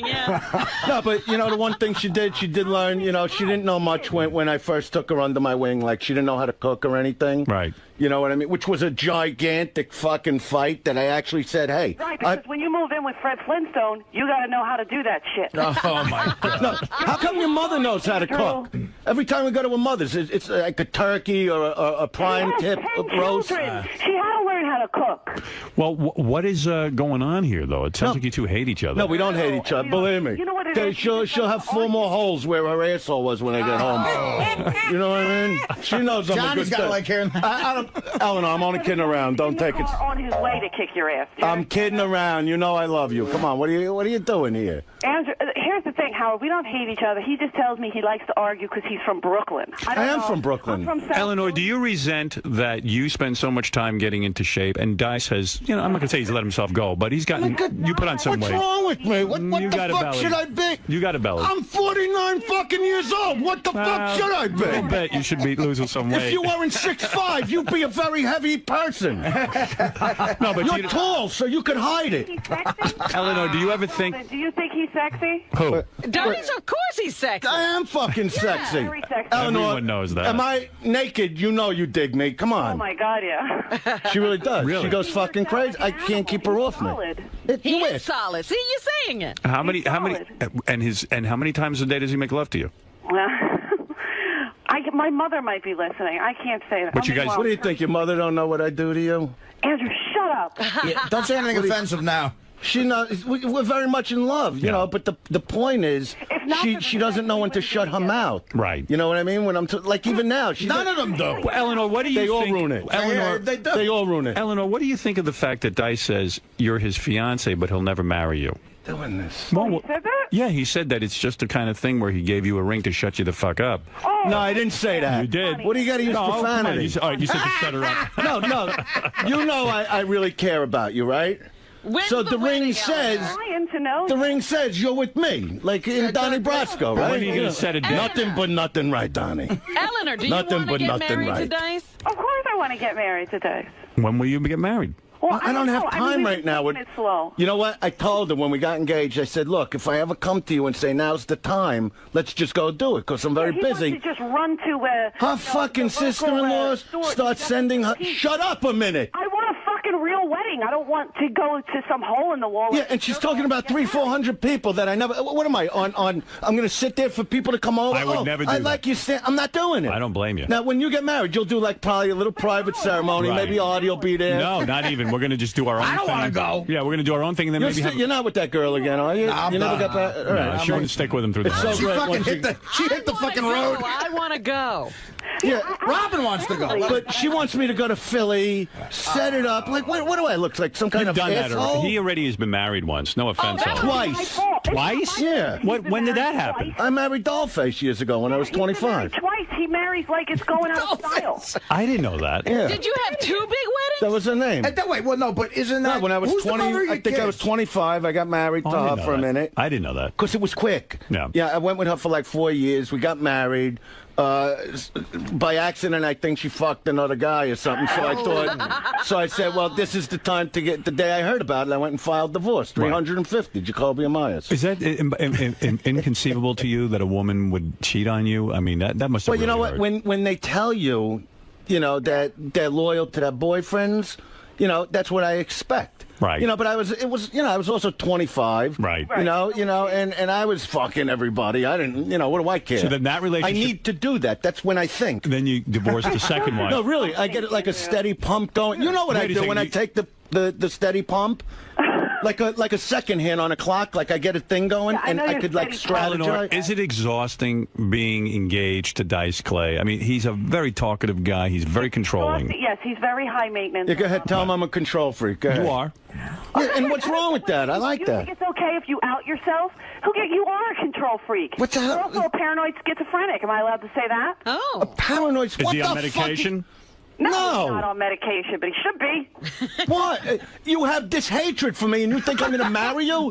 You're telling your whole neighborhood I'm a what makes me a paranoid schizophrenic? And you're a fucking nymph, okay? You're a fucking animal that can't bang enough, okay? Oh, that's. In the meantime, I call her at night. Oh, I was at the comedy store till it closed. Why? Who the fuck you talking to over there? Well, he's my friend. This one's my friend. I don't like guy friends. Fuck that shit. Here we go with this bullshit. It's not bullshit. She must be super hot if you're jealous. Don't make me mad, please. I have 6 brothers, you dickhead. Well, listen. There's actually no end to it. Let me congratulate you on your what? show. On the hell I live? Look what I got to go through. See, I really would have liked to have been there, but, Andrew's in this boys' club, and I'm not allowed in it. What's your relationship with 𝗧𝗵𝗲's ex-wife? Are you on good terms with her? Absolutely. We have a lot in common. Yeah, you both had to put up with 𝗧𝗵𝗲. Yeah. They all learn to hate me. She understands. You both think They all learn to hate me. You're a tough isn't guy. that nice? A girl going jerk off. That's nice. Terrible. I agree with you. You're a tough guy. Even Artie knows it's terrible. On the 8, jerk off. That's bad. Come on. You're a tough guy to live with. Yeah, remember the Hyatt? Remember that, huh? Yeah, I do remember the Hyatt. Yeah, so keep your mouth shut. Like that. Pig. Well, the show is going to be on. She really is an adorable girl. I really love her, but sometimes she just gets on. She's one of these girls. Bring her with in the next time. The mood swings, Bring her in the next Well, I'm time. going. It's that time of the month. Go have that time of the month with your brothers then. Are you going to come have back kids? next week? Are you going to have kids with her? Do I want to have? I don't. You're asking me questions. How do I Eleanor, answer do you that? want to have kids? I don't know. I don't know if you could get pregnant the way we do it. You know what I mean? Oh, my goodness. Yeah, that's what makes me the king, baby. Yeah. Go ahead, do it. Eleanor, do it. You're an idiot. You're a fucking idiot. Go back to sleep. Go do something with yourself. Does she work at all? Work poached. Does she work at all? Yeah, she does work. She does. So yeah, but she went and quit like 9 jobs because she's on TV now. Oh, yeah, she goes, I can't serve people and see myself on TV. Why? Were you a Who waitress? else you want to see? You I get don't want to, Andrew. Eleanor, were you a waitress? Yeah, because she I worked soaks at the comedy me. store for a long time. Is that where you met her at the comedy yeah, store? and I knew her for like 11 years. And she was going. She had like another guy she was seeing. My other ex-fiance. No, I'm just kidding. But why do you? I hate that shit. It sounds like you're resentful that she quit her job and now you're supporting her. I don't care if she takes money. I'm very generous. I don't care about that. I just don't like what she's saying. He's very generous, but Eleanor, I don't no offense, but and I got to ask this for Andrew's sake. Were you doing a bunch of comedians before Andrew? No. No, never. He's the first one, and he's sickening enough. Oh! I'm kidding. I'm kidding. Yeah, we'll see how sickening I am. Face down, ass up. You know what I'm talking about. Is that how you like it? Wow. That's how she demands it. You know what I mean? Well, it sounds... You're embarrassing me. I'm teasing around, and tell your brother. He knows I'm teasing. Please, Tell got my to deal brother, with this he keeps shit. calling. You never banged... Well, let him call. Doesn't he work? Let him go to his job. Yeah, he works, you dick. He's up. I'm sorry. You ever bang Pauly Shore? You believe this, Robin? No, I never banged Pauly Shore. And she always says, by the way, Robin, she always goes, 𝗧𝗵𝗲s really digs you. Why don't you go with 𝗧𝗵𝗲s? How do you like that now? Oh. You want to out things. Did you ever bang Carrot Top? And 𝗧𝗵𝗲s is built. No, I don't do prop acts. Carrot Top? What even? I'm just finding out if she's been with comedians. No, I don't do prop acts. It'll So not you're happen. safe around Carrot Top. Don't do prop acts. I don't blame you. Eleanor, you sound lovely. You come in and see me. Look, I look like the bad guy. You look charming. Is that okay? Come in here even without 𝗧𝗵𝗲. Who needs him to be here? That's right. We'd love to meet you. We'd love to meet you on your own. All right? Yeah, you come in here. Andrew, shut up, and you better call After me you Andrew. come on me. Oh! Fucking I get like horny hearing her. She's good like that Good in the girl. hotel room late at night. She speaks you call. well. She speaks well. You know Oh, what I you mean? better call Do you me do that later. like when you're on the road? Like call your chick? I'm and never go on the road. Oh. I don't have that life. There's no But road. your girlfriend goes on the road, right? No, not really. For the She's dance? got to go to Vegas for 2 days. No, so does she But like does she call you late at... at night? 'Cause She I never like did when he Dancing does with the that. Stars. Whatever she does, if she's out of town, she's going to go do Vegas for 2 days. That's not what I'm saying. I call my girlfriend constantly from the road. That's what I used to do. Yeah, my girlfriend is never on the road. I see her. He's asking you a question. If she goes away for 2 days, she doesn't go anywhere. She does. She was doing that. What do you mean she? Let's say, does she ever go into another room and call you and get you all aroused, and then right before you're gonna blow, Andrew does like to have phone sex. You do phone sex even if you're in the same house? Listen to her. Yeah. What's better than that? Because then, right before, Let me have phone sex with you, see how good it is. No, not you. Why? I could do it with her. Go ahead, you do it. They have to have But do it for real. Do it for real. Don't give me any bullshit. I don't want. It's bad enough what she's known as in her neighborhood. I don't want. What's her name in the neighborhood? Hey, stop it, Andrew. Stop saying that. You know I'm kidding around. Come on. What's her name? Come on. You know I'm The whole kidding. neighborhood will drive there and beat the shit out of you. Yeah, right. Come on, honey, let's be friends. The whole neighborhood knows you love me. Come on. Brooklyn ain't shit. Are you in bed now, though? No, I got up. I'm doing dishes, of course. What else am I doing? Well, what should you be doing? Brain Cleaning up surgery? after you. That's right. You know what I mean? He's so handsome. Oh, boo, boo, boo. Do some phone sex with her. I want to hear it. Are you wearing the little, the little Miami shorts I bought you? Yes. Are you really? Well, actually, oh, God, everybody's calling, Andrew. No, come on. No, I'm not wearing those. Not until tomorrow when you come home. No, but so what are you wearing? Oh, I'm not telling you. You're wearing one of your phone little, sex. You're wearing one of your little thongs? Yeah. Stop. The fluorescent ones. Really? Yeah. Is that all you're wearing? Why are you helping? Oh, sorry. Are you helping? I just become a threesome. I forget we're on the air. That's not funny. I'm gangbanging. Nobody looks like a thong in her. I got to be honest. Go ahead. Go ahead. Do the phone sex. I'm serious. I mean, that's like when I buy her, like you go and buy a girl like Nick, all I buy is thongs. Oh, yeah. Because, Go ahead. She's not like Robin. She's not like top heavy. Go ahead, say it. I'm not top heavy. She has no titties. But they go crazy. She's leaning over. Are you leaning over the sink in your thong doing dishes? No, What's so great about that? Rhyme. Well, do the phone sex. I want to get I can't. It's my girlfriend. I'll do it with her. Don't do it. Oh. Eleanor? No, I don't care. You know what? I'm going to have to deal with it when I get there anyway. Eleanor? Yes? So all you're wearing is a thong? No offense, but Andrew's the only one that can get me. Yeah, but Andrew's away on the road. Yeah, believe me, I'll be calling Andrew died. Don't worry, Andrew he calls died. me. He keeps me under control. He calls me and he takes care of it. Believe me, I know what to do, especially with her. Do you wear bras or do you not wear bras? Sometimes, but it's really no purpose. So are you an A or a B cup? There isn't a cup for her. You don't get it. No tits? Your tits are bigger than her tits. My tits are better? Look at Robin. Those are fucking tits. I have very small tits. No, but are your nipples sensitive? but she's got a great shape. Don't talk. Her brothers really will get mad. You Yeah, but don't I want understand. to have phone sex. No, no. I would kiss your nipples. Great. And I'm going to kiss your girlfriend's nipples all over No, fucking you can't do that. Hey, come here. What's the matter with you? You know what I mean? It's not even right. You don't let me talk about your phone fucking sex. girlfriend. Then have phone sex with your girlfriend. I'm not going to have fun. I don't need the whole world to hear me. She knows what I'm going to do.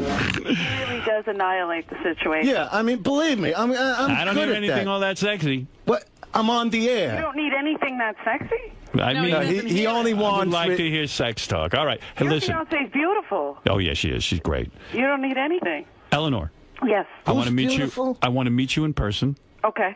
I like you, and I wish you a lot of luck with the show. Thank you so much. Thanks, I'm Eleanor. sorry you have to put up with it. I'm going to call you later. Don't be mad. And tell you, Jimmy, I'm just goofing around, I can't Johnny. help it. They're already driving there. Then let them drive. Let them all drive. I'll take out the pipe. Andrew. Bye, baby. No, I love you. Okay, I love All you. right. Love your thong. I love you. All right. Goodbye. Love her in a thong. No, you Good for you. I'm happy you got a nice love life. Honestly, I see she's a nice girl. I can't be with a girl unless that's going on. Yeah. It's just how I am. That. You have to have the mix-up. You No, know, you know what? It never. you're a lucky man. You're lucky. You got a nice girl in your life. You got nice kids. Yeah, that's You got the problems. I team. don't want to get into it. Doesn't sound it to me. Sounds like a great girl. She's a great girl. You go with her then. What do you want? I don't mean you go. You don't know what goes on. You're lucky you got someone in your life. You're not an easy man to live No, I'm with. not. You're I'm not. I'll admit. You're crazy. I'm not crazy, but I could get loud sometimes. Yeah, and you get very forceful and very aggressive, and you think you're the... Which is what the part of me she likes. Sometimes you don't negotiate. A little bit. Well, then what keeps going wrong with these I'm not relationships? saying anything. I'm not saying anything. But If everything is wonderful, what goes wrong? No, but that's what goes on. Like she'll get called. Like Did she you don't go edit with the anything? comics. She don't go, but they call her. I know. I didn't And know I'll you. say, "What the fuck is this guy calling you for?" You're jealous. I'm You not are. You are. You're All right. jealous. It's no, nice. I just don't like it. Because you're jealous. Because I don't let the girls I'm friends with call me. You don't want to. No, I do want to, but I'm respectful of her. You, did you edit anything? Did you edit anything out of the show that was sensitive, or did you leave it all in? No, I try to leave even more than they put in. Right. You know what I mean? The show is really, it's a very, like I said, it's a real show. I mean, I show you, I try to give a glimpse into my crazy world. Yeah, and that's why I think people are going to be very interested. Yeah, I don't hide when I'm getting out of bed. I want people to see, like, this is not, It's not all the glamour. Yeah, it's not all the glamour. That's why I got mad at here, and it looks glamorous, but when you're in bed... but when I wake up, believe me, it's frightening. Did you resent having cameras on you all the time? I did it. I did. Where's... Can I have, Uncle Lee loves you? No, listen. I'm not going to film anything. I'm not going to film anything. No, you had some professional camera crews with you, no? Yeah, no, what happened was, this is what happened. Okay. This is how the show got sold. I filmed the show that nobody asked for. Oh, and now you sold it. So what happens is, a lot of the time, it is just me filming. I call it robo-dice. Right. Sometimes I do it with one cat. That's why I want to show you the camera. I've seen you do it. Okay, no, but not with these cameras. I anyway, saw you do it. So then... When they start, there's 3 ways it's done. It's me filming me. Yeah. Like at night, like when I was aggravated right before I went to Boston to meet Artie. I'm laying in the bed talking to the fucking camera, going, I'm too fucking fat. I got this on my mind. I'm not focused the way I should be. Things like that. So we see the inner workings. Yeah, I show it. Right. I'm not afraid to show it. And Artie, you have worked with Dice. Yeah, I can't wait. I'm actually going to be part of an episode. I just signed my contract, and I can't wait. I can't wait to see how it all gets put together. It's all good. I saw the clips, and I really enjoyed the clips. Man. Yeah, I'm trying to show realism. We get it. I'm gonna watch. You got us all convinced. There's no question we're going to see what you're up to. And according to Fred, this is something that should not be missed. Now, Fred never gets excited. Fred's not excited. Honestly, Fred has liked very one little other on show. television. Well, the goal is Giant Stadium. Yeah. That. What is your goal? Well, professionally, I want to do something. I'm very, like I say, into my kids, right? Which and I know you're into. You want them to see you. I'm trying to teach them by example. Right. And they, I went back. I did the Garden in 2000. All right. So they've seen something, but I want to do something so big. Because I'll be honest, I hate when I hear, and I'm not into politics or any of that shit. That's not my thing. But I do hate when I hear people talk about, ever since 9/11, about how this isn't the country it once was. And I'm trying to do something because to me it's still the greatest country and always will be, to do something so big in the world of stand-up that you can still, in this country, do any dream and push yourself to do anything you want in this country, and it's the only country you can do those things.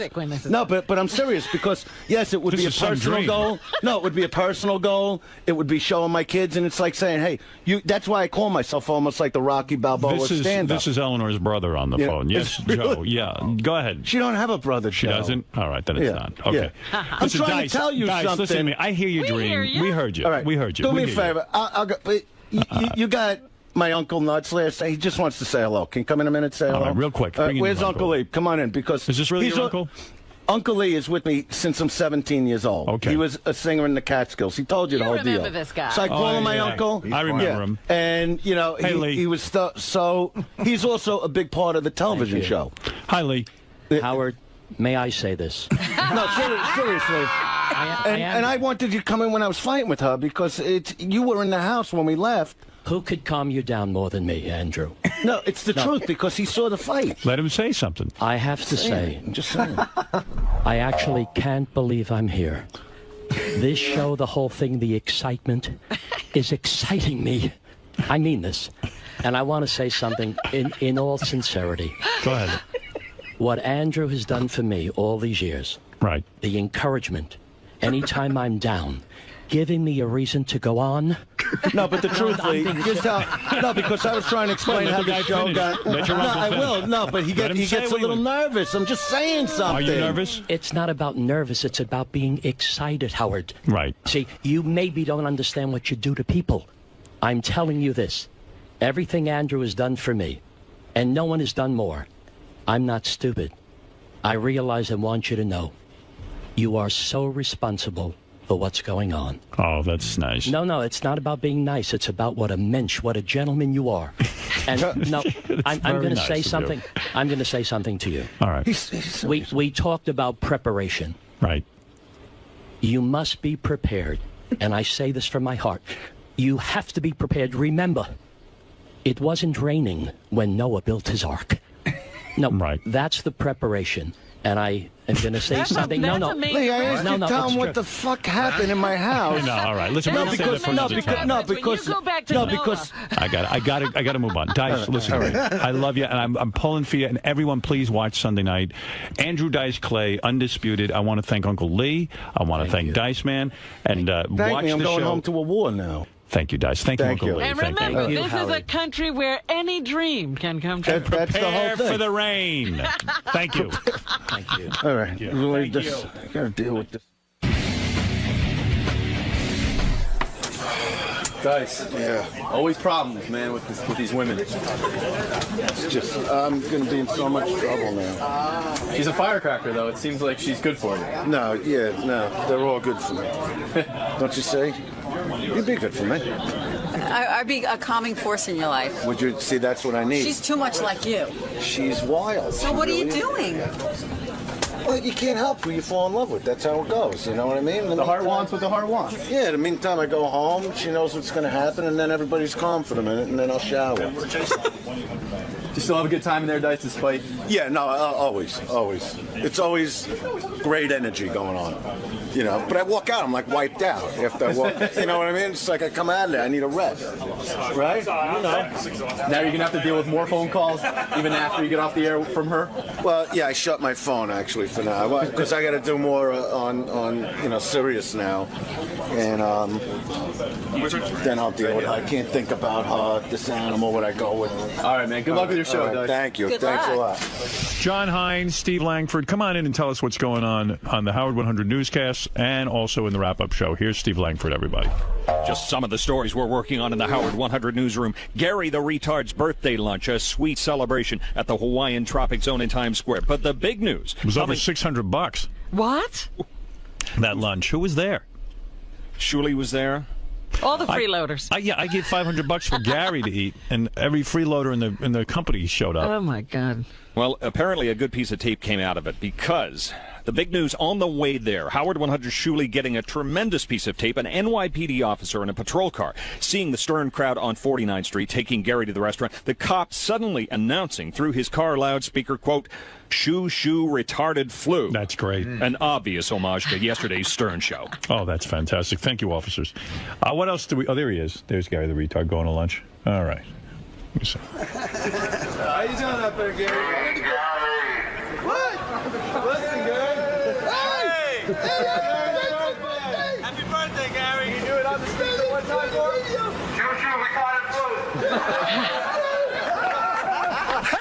Oh, that's cool.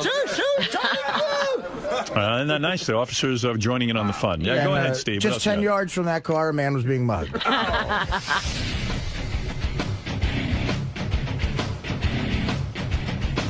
What is this?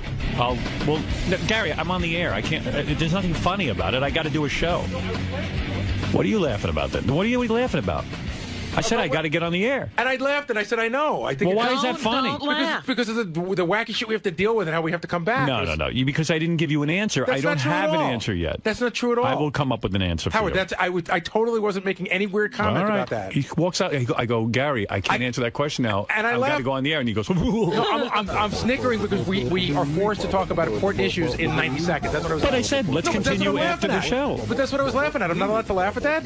It's not funny. There's nothing funny. Why would you laugh? It's inappropriate. It's silly. You're silly. Silly, I agree with you. He laughs. I'm like, what did I say that's so funny? You didn't say anything. You're not that funny off the air. I'm not funny. Why would you laugh? It was. I'm laughing at the situation. You just admitted it wasn't funny. Why would you laugh? I laughed at the idiocy of the situation. Of what situation? That we're forced to try to talk about huge things in such a short time. That's all. That's what you're laughing about? You're making an issue out of nothing. All right, go ahead. Go laugh. Go laugh in the hall, but don't do it in front of me. See, I just laughed again. This guy laughs at everything. I said to him, listen, we'll continue this conversation after. He goes, I'm like, that's so funny, but it makes me feel like an idiot. That's a funny laugh. Except I didn't laugh like that. That would be really funny if that's how it went down. Ask the guys. Who was in there? Oh, no.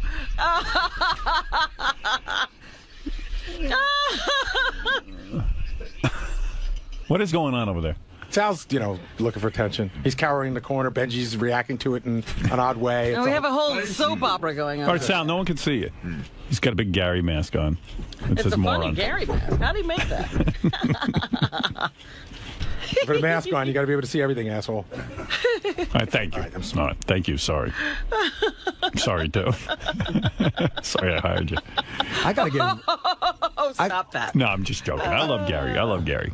I got to give a plug to this chick, Kim, who works for us. Who's Kim? I think she's an electrician or something. She made these cupcakes. Oh, she did? Holy shit. They are extraordinary. Kim, great job. I just met her, and I was happy to meet her. Maybe she should go into business. She makes homemade cupcakes and brings them in, right, Richard? Who is she? I think she's one of the electricians. Yeah, Kim. Yeah. Very nice girl. But Gary did something with a cupcake that was so disgusting.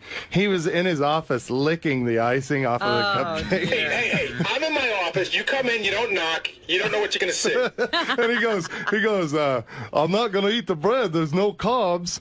And so he throws the bread away and just licks the icing off the cupcake. There's no carbs in the icing? I was joking about that, but at least I brushed my teeth, you fucking hillbilly. At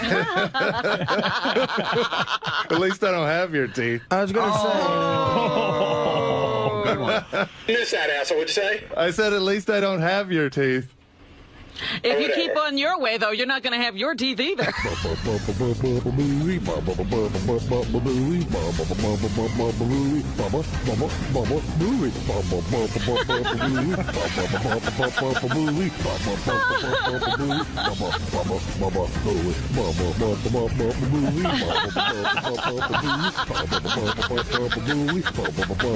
dancing to the Baba Booey. Gary did something. Did you notice what he did this morning before the show, Howard? What'd he do? What Gary did? He was trying to talk while he was clearing his throat. Oh. He was like, Gary, page one. I got a clip for I you. can't believe you fucking hillbilly piece of shit that never showers, never brushes his teeth.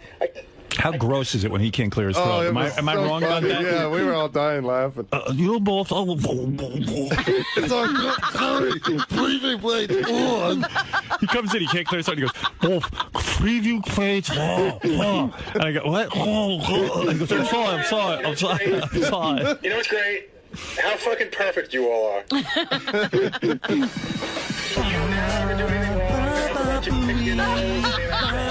I could watch a whole episode of this. What if Sal dancing behind Gary? With the songs going. Sal's a good dancer. Well, he was a white rapper, remember? That's right. Yeah, you managed to gross out Richard, the taint-smelling rotten tooth. Sal has a giant blow-up of Gary's face that he straps onto his head, and it looks like a bobblehead, and he dances. Every time he plays a song, he dances.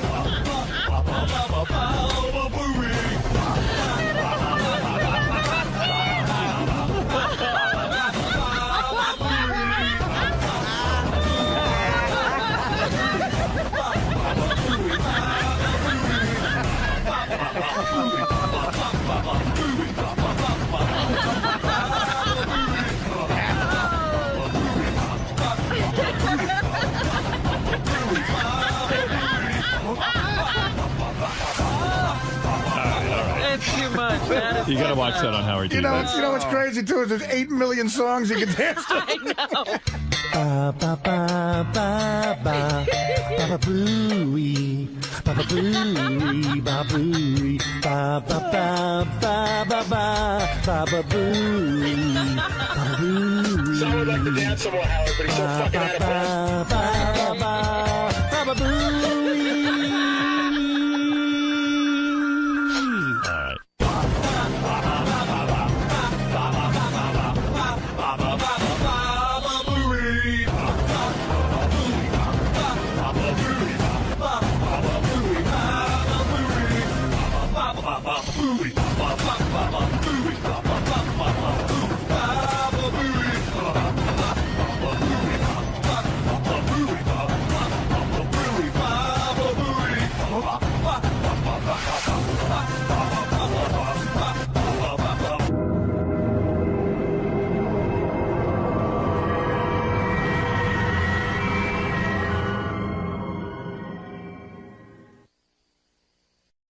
You don't know. I knew you don't know how to work your phone. No.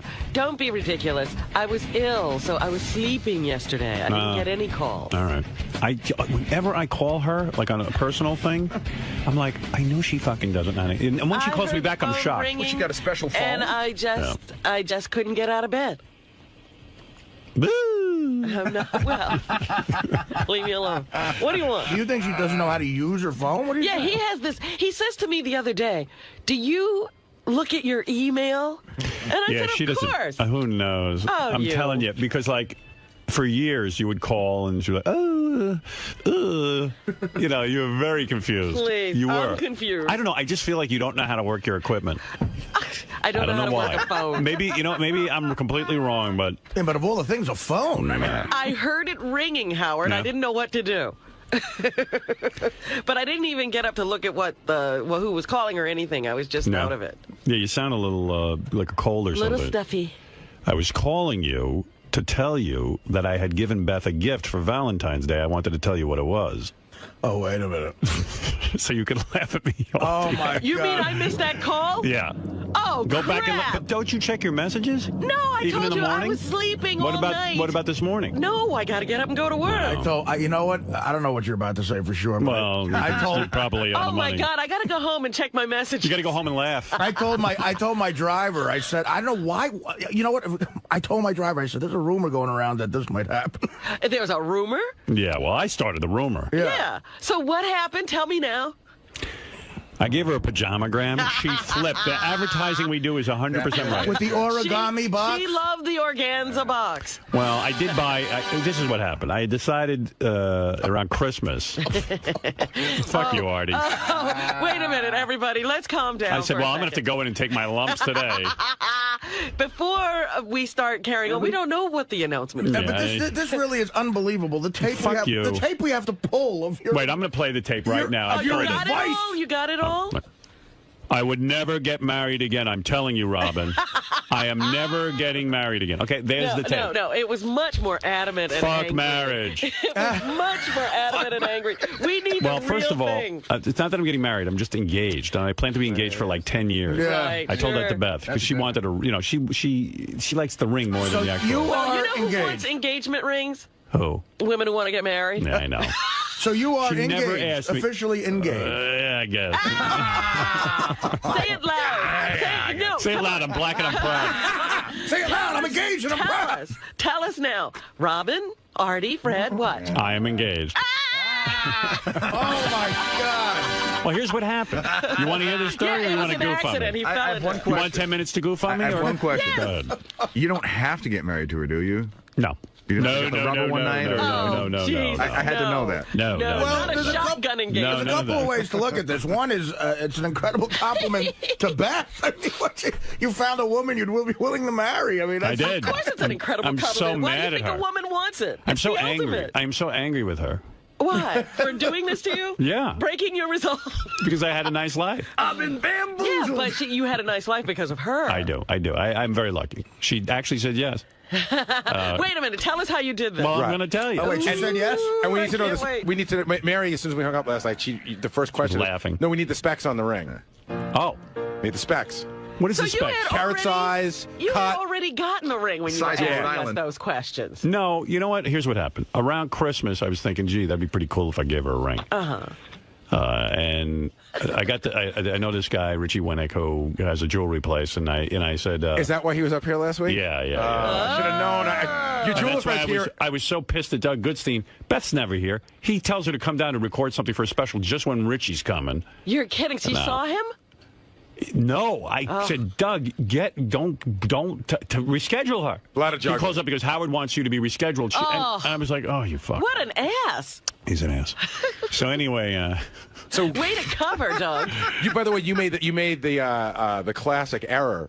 what did I do? You gave her the ring for Valentine's Day. Right. Robin did the story about how you now can it's get hers. it back. You can never It's get all it right. back. It's a gift. No, She can have it. Technically, he gave it before Valentine's I Day. did. I'll tell you what happened. Well, this is true She because skates. it was yesterday, I right? tell you can't what wait. happened. I got one to court so we can all laugh. I can't wait for the John Hein end of the show when he goes, well, the engagement chicken must have worked. Yeah. That's what I said to Beth. I go, the engagement chicken worked here. 6 One years of my to work. favorite stories is the engagement chicken is story. Well, anyway, if you want to know the details. Yes, give us blow by blow. First of all, in December, what was going through your head? Well, in December, I was thinking, well, it's time. We've been together 7 years, and I really do love Beth. And, it's funny with our relationship. It's like one of the main reasons. To me, I don't, look, our life is great together. And I wasn't looking for any kind of change. But at the same point, too, I think certain people still treat her like she's my, floozy. You know what? I can give you a perfect. No, I give you a perfect example. Yeah. Remember how David Brenner had that girlfriend, and even though they lived together, Yeah, she was always the girlfriend. she was like that girl. Yeah. And it's kind of like I see, what goes on. Yeah. Uh-oh, Dominic's laughing at me. Oh, man, there's all these people. He has no room to laugh. Oh, and everyone's How many like, times three-time has he married loser? Leslie? Has he married Leslie again? yeah, this motherfucker. All right, go ahead. Have your way with me. Congratulations. Shut up, asshole. Little I think contrite. It's wonderful. Thank you. I wish you both many, many years of happiness. Thank Here you. it comes. And I'm not going to make a joke. I think it's just great. Yeah. How come it says Dominic Barber is laughing at you? Well, he was laughing before he got on the air. So I have to go wake Leslie up. But you know what? Wake Tommy up. Last night, Leslie was smiling like a Cheshire cat. And I said, you know anything? She said, what's going on? She said, no, I know nothing. So I said, something's not right, but congratulations. Thank you. Well, how would she know? Yeah, what is he? Leslie didn't know anything, did I she? don't know. Well, I got married on Valentine's Day, so. Yeah. And I said to Leslie I'm not getting the last connection. year, I'm not getting married to Howard gets married. That's it. But congratulations. I really mean it. You always get engaged without Howard. You might as well get married without him. I have to follow, but you know what? It really is great and special. And I just got nervous because my name is Howard Stern, and I'm now confused with Howard K. Stern. I figured no one will ever want to be with me. Yeah, are you just trying to I wanted to hold on. erase? Yes. I'm going to be Howard Ostrowski. well, it's actually on the headline across the AP wire. Howard K. Stern just got engaged. Yeah. Thank you, Dominic. Thank you for not laughing. Think about I'm that. laughing a little. All right. Congratulations. Thank There you. probably Bye-bye. are people who are going to have that story that Howard K. Stern is Yeah, engaged. what? Howard K. Stern is already engaged? Good. And Better his him hole's than me. not buried yet. Chad, go ahead. You can laugh. Oh, fuck Dominic. I'm laughing at you. It's not the engagement chicken, brother. It's the engagement pussy. Well, that's true. Yeah, but... Does have something to do got with the it. hand deeper in your wallet now, my friend. Oh, whatever. Oh, you had to go there. Here he goes. You have to ruin my moment. Yeah, it was a romantic thing. We were about to hear a great story. I think it was the Bubba wedding. I think so. I that's told you I definitely- looked at the two of you. Yep. I couldn't pay attention to Bubba getting married for watching the two of you. I tried to watch. I ruined it for you, did I? Yeah. I tried to watch. I couldn't. I was stuck in my chair. I couldn't fit in the fucking. When's the big date, Howard? Nah, we don't. We haven't gotten that far into Well, it. you know that's the next pressure. If you think that this will be less pressure, Well, it was weird. I gave Beth the ring, and then it was like, well, she goes, well, are we? I guess we're engaged. I go, no. wait a minute. Then what did you say to her? No. It was very romantic. I'll tell you how it went Did down. she burst into tears? No. She's been with me 7 years. There's no. The crying is all. The crying's all over. Now, what happened was, so I was looking at, hey, Chad, I'm going to hang up, okay? All right, man. All right, later. Right, bye. I'll let other people. Don't worry. Go You'll all back have to a laughing, sir. You'll all have a chance to tell me what an idiot I am. Here. Give one more guy a chance before I tell you the story. Go ahead, Wolfie.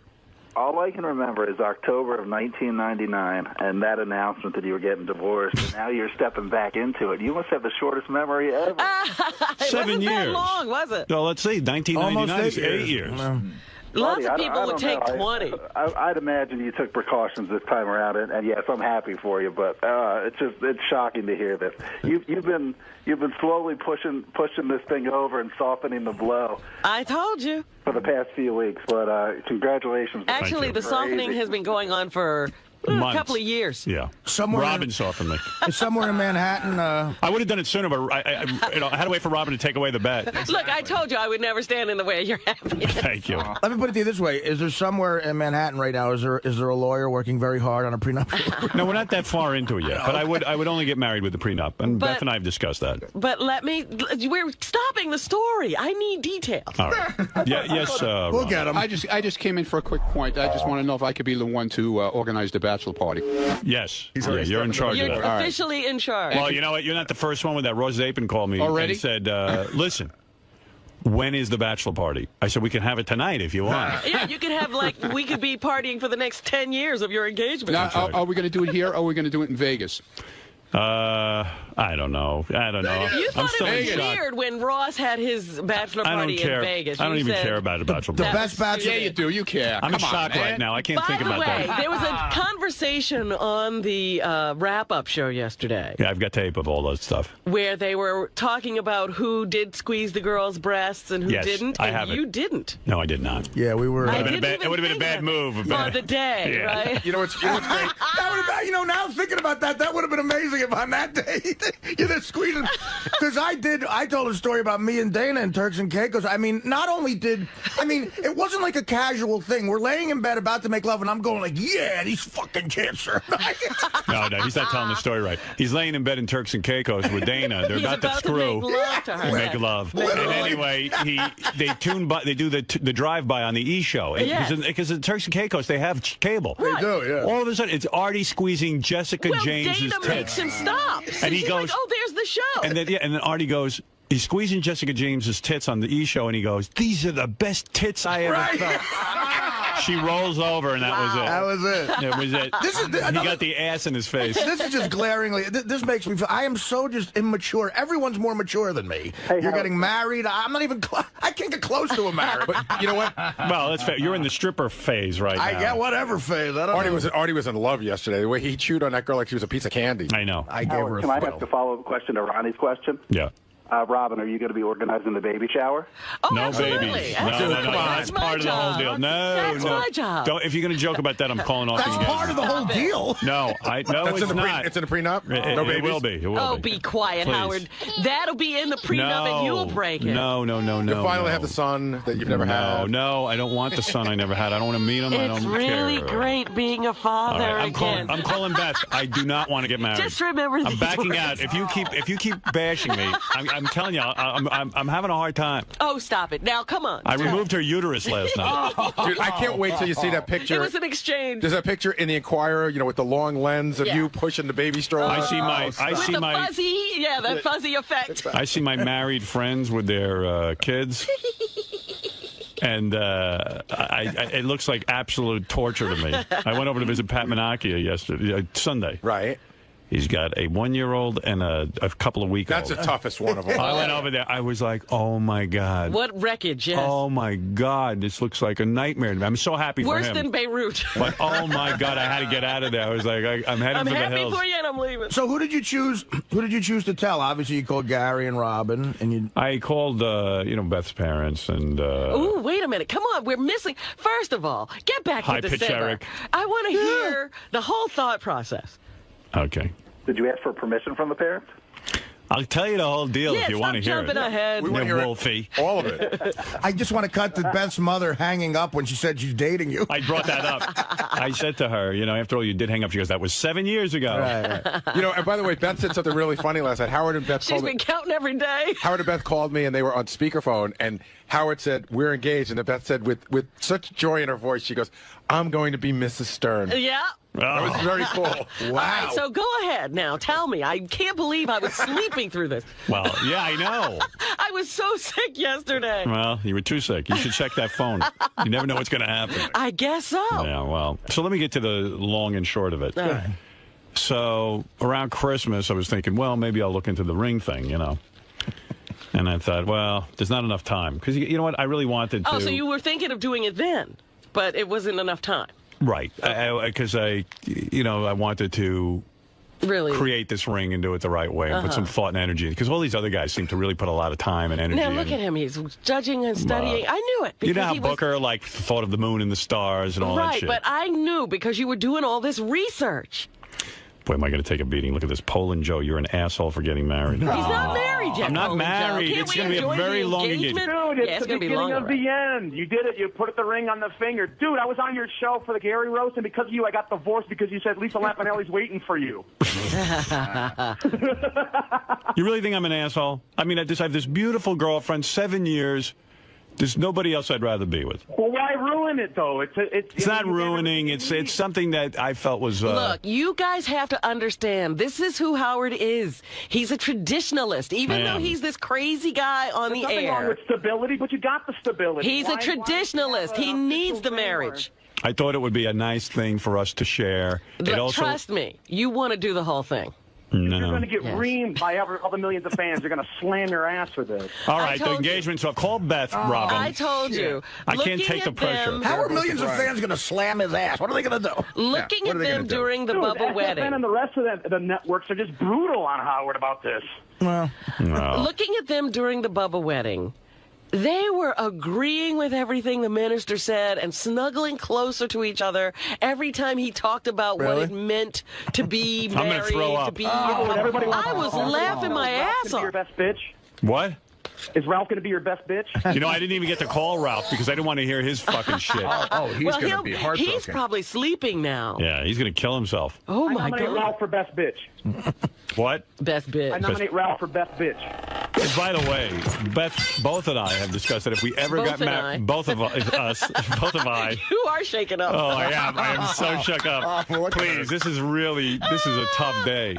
I am really shook up. Wait a minute. Oh, God, we're not even getting the story. I'm not telling you the story. Oh, you better. Let's you move on. interrupted last time. Let's talk about Anna Nicole. I was listening because I know everything he brings up, you're going to have some other funny thing to say. Come on. So in December, you were thinking about it, and then you realized you needed to give it time. Yeah, that's the one last question before you get into it. When did you officially go in your head, I'm going to get engaged? I don't think I've done that yet. I'm like I started thinking about, I love her very much, and we're together, 7 years. Mm-hmm. And I thought, and actually, I talked to my kids about that. I was thinking about doing this like a year ago. As long ago as a year ago. See, didn't I tell you the softening started 2 years ago? Yeah, you were right. I might have even had the conversation 2 years ago. I don't know. A year ago. Yeah, so I started thinking about it, and I said, look, as much as a player as I thought I was going to be, it turned out I wasn't. I dated for a couple of months, and here I was in this long-term relationship, and Beth means a lot to me. And like I said, our relationship is great. I don't really need to be married, but the fact of the matter is, I felt that, especially I see, a lot of people still think like it's not a serious relationship between us. It's a weird thing. Who are these people? What's wrong with them? Well, I just, I don't know. I love her a lot, and it seemed like she wasn't getting the kind of respect that she deserved. Right. And I thought about it. Even though she says to me she doesn't care about being married, she's not insecure that way. I thought that this would be a nice thing. This would be something that would bring us closer together. So, what the fuck? I said, you know what? I'm going to do it. I'm going to take that leap of faith. I'm in love. So now, when do you call the jeweler and start the process of figuring out the ring? I called the jeweler because I wanted to buy her something for Christmas. Uh-huh. So when I was talking to this guy, Richie, I said to him, hey, I'm thinking of buying like a... And Howard News Department, please don't try to find out how much the ring is and all that kind of shit. Give me a fucking break, will you? With that fucking bullshit. Leave that to the page 6. Yeah, leave that to someone else. I don't need that. Well, I mean, I'm sure your jeweler is not going to be forthcoming. Well, he'll never see me again if he is. That's right. So anyway, I'm out the fucking door. Let him go get another sucker. So anyway, around Christmas, I said, there's not enough time. I'm going to get Beth a necklace. I know she always wanted a necklace, so I bought her a necklace, nice piece of jewelry. But I said to him at the time, and boy, it was this. I said, what do you got there in the way of rings? He goes, what? I go, well, I said, first of all, keep your mouth shut. It's all angry, an angry guy. I go, well, let's say he goes, oh, all right. He goes, are you talking rings? He goes, after the holidays, we'll sit down and we'll talk a little bit about this. Okay. And I said, I have in mind what I'd like to do. Ooh. Because I had actually been looking at some magazines at some rings. And by the way... you've shopped with her. And I've shopped. I know what she kind of likes at this point, And so, look at Artie smiling. Artie likes romance. Howard, yeah. Beth. Oh, no. I'm I'm knitting some baby booties. Oh, fuck it. That's it. It's I'll meet off. another day. It's off. It's off. That's it. One more impression and I'm out. Howard, this is your mother-in-law. Oh, no. Oh, This fuck. is Mom. You know what? I don't want to be married. Come on. You don't look Polish. You don't look Polish. I really don't want to be married. Beth will be converting. Call Beth. It's off. Beth has her Hanukkah classes. Since you didn't say you were getting married, nothing has to be called off. Right. Thank you. In fact, that's exactly what it is. Everything in steps. It's just an engagement. It's like a ring. It's a friendship ring. Jumping off the cliff, but there's no reason to think. It's a friendship ring. It's a friendship ring. It's such a weird. Right. It's such a weird dynamic. I had to sneak the megaphone down so he couldn't see me. Yeah, that was good. Good move. He caught me with a shit-eating grin because I had the megaphone. He's like, "Look at you smiling." I didn't see that either. You could be sure Grandma Caprio will be calling you. Grandma Caprio wants to congratulate you. Oh, wait, it's Grandma Caprio. This is Grandma Caprio. Tell that idiot you work for. What's the fucking problem with getting married? Grandma Caprio sounds like you. Yeah, exactly. Well, you know what she really does. I'm sorry. Yeah, that was a. Is she a smoker? Is that what it is? No, but she does. She's, you know, deep voice. Got it. That's the Lang voice. Oh, yeah, she's not Audrey Hepburn. Put it that way.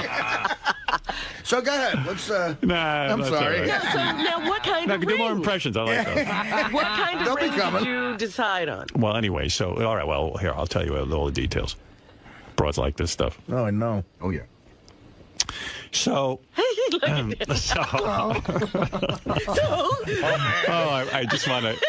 Anybody else want to come in and laugh at me? Do you need some oxygen? I didn't speak to Fred, but I spoke to Fred's wife about it. Yeah. I was in when my daughter left. He was busy. He told me. Mr. Busy. Well, yeah, he was doing what you'll be doing. No, he won't. I promise you. All right. I'll bet you on that. Wait. Right. This is the same guy who said he would never get married. Look, That's true. So, That's true. Let's never say never. Never dig yourself a hole you can't get out of. No, betting you isn't a good idea. It's unlucky. Anyway, so you should have bet me. Yeah, you never win. You think I'm nuts? You know what, man? I got a million different things rolling around in my head about this. First of all, do you think you could have gotten to a place to get married again without therapy? Do you think it's like absolutely not? Right. So I think in a way you have made strides there, and you're healthier in a way. Yeah. But that doesn't sound like a good result to you. Let me put it to you this way. I've been around some people with a little fame who are in awful relationships. You know what I mean? They meet these awful people, and it's a reflection of them. And you know, look, man, you really did get lucky, and with who you found, and that's how I feel. I think I'm kind of, in a way, as much as I'd like to bust your balls, and we will. I really think I think you're setting up a very happy future rest of your life. I do too. I'm not busting his balls because I think this is a mistake. I'm just being serious for 2 seconds. Does anybody think this is a mistake? No, Honestly, I want to know. Absolutely not. As long as there's a prenup. Right. Well, of course, I got to do that. I mean, I don't feel comfortable. No, with the as far as who you're marrying, no. Yeah. Not even absolutely no. Beth said to me she understands if there was a prenup. That's something that she's not afraid in other words, you're getting married.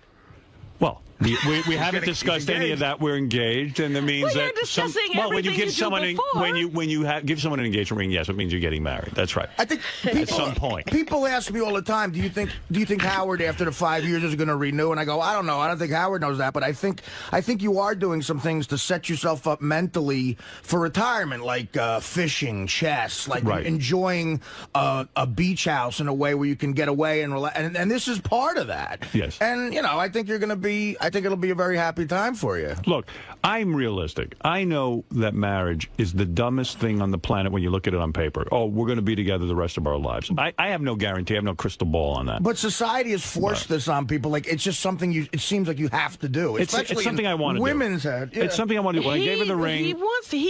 Look at the way he lives. He doesn't live like a single guy. I don't. Absolutely You're not. right. You're right. I don't. This is what I tried to explain to you before. I know. I didn't know. You don't have that capacity. I hear you. I see. I see you're right. Well, fuck you, Sal.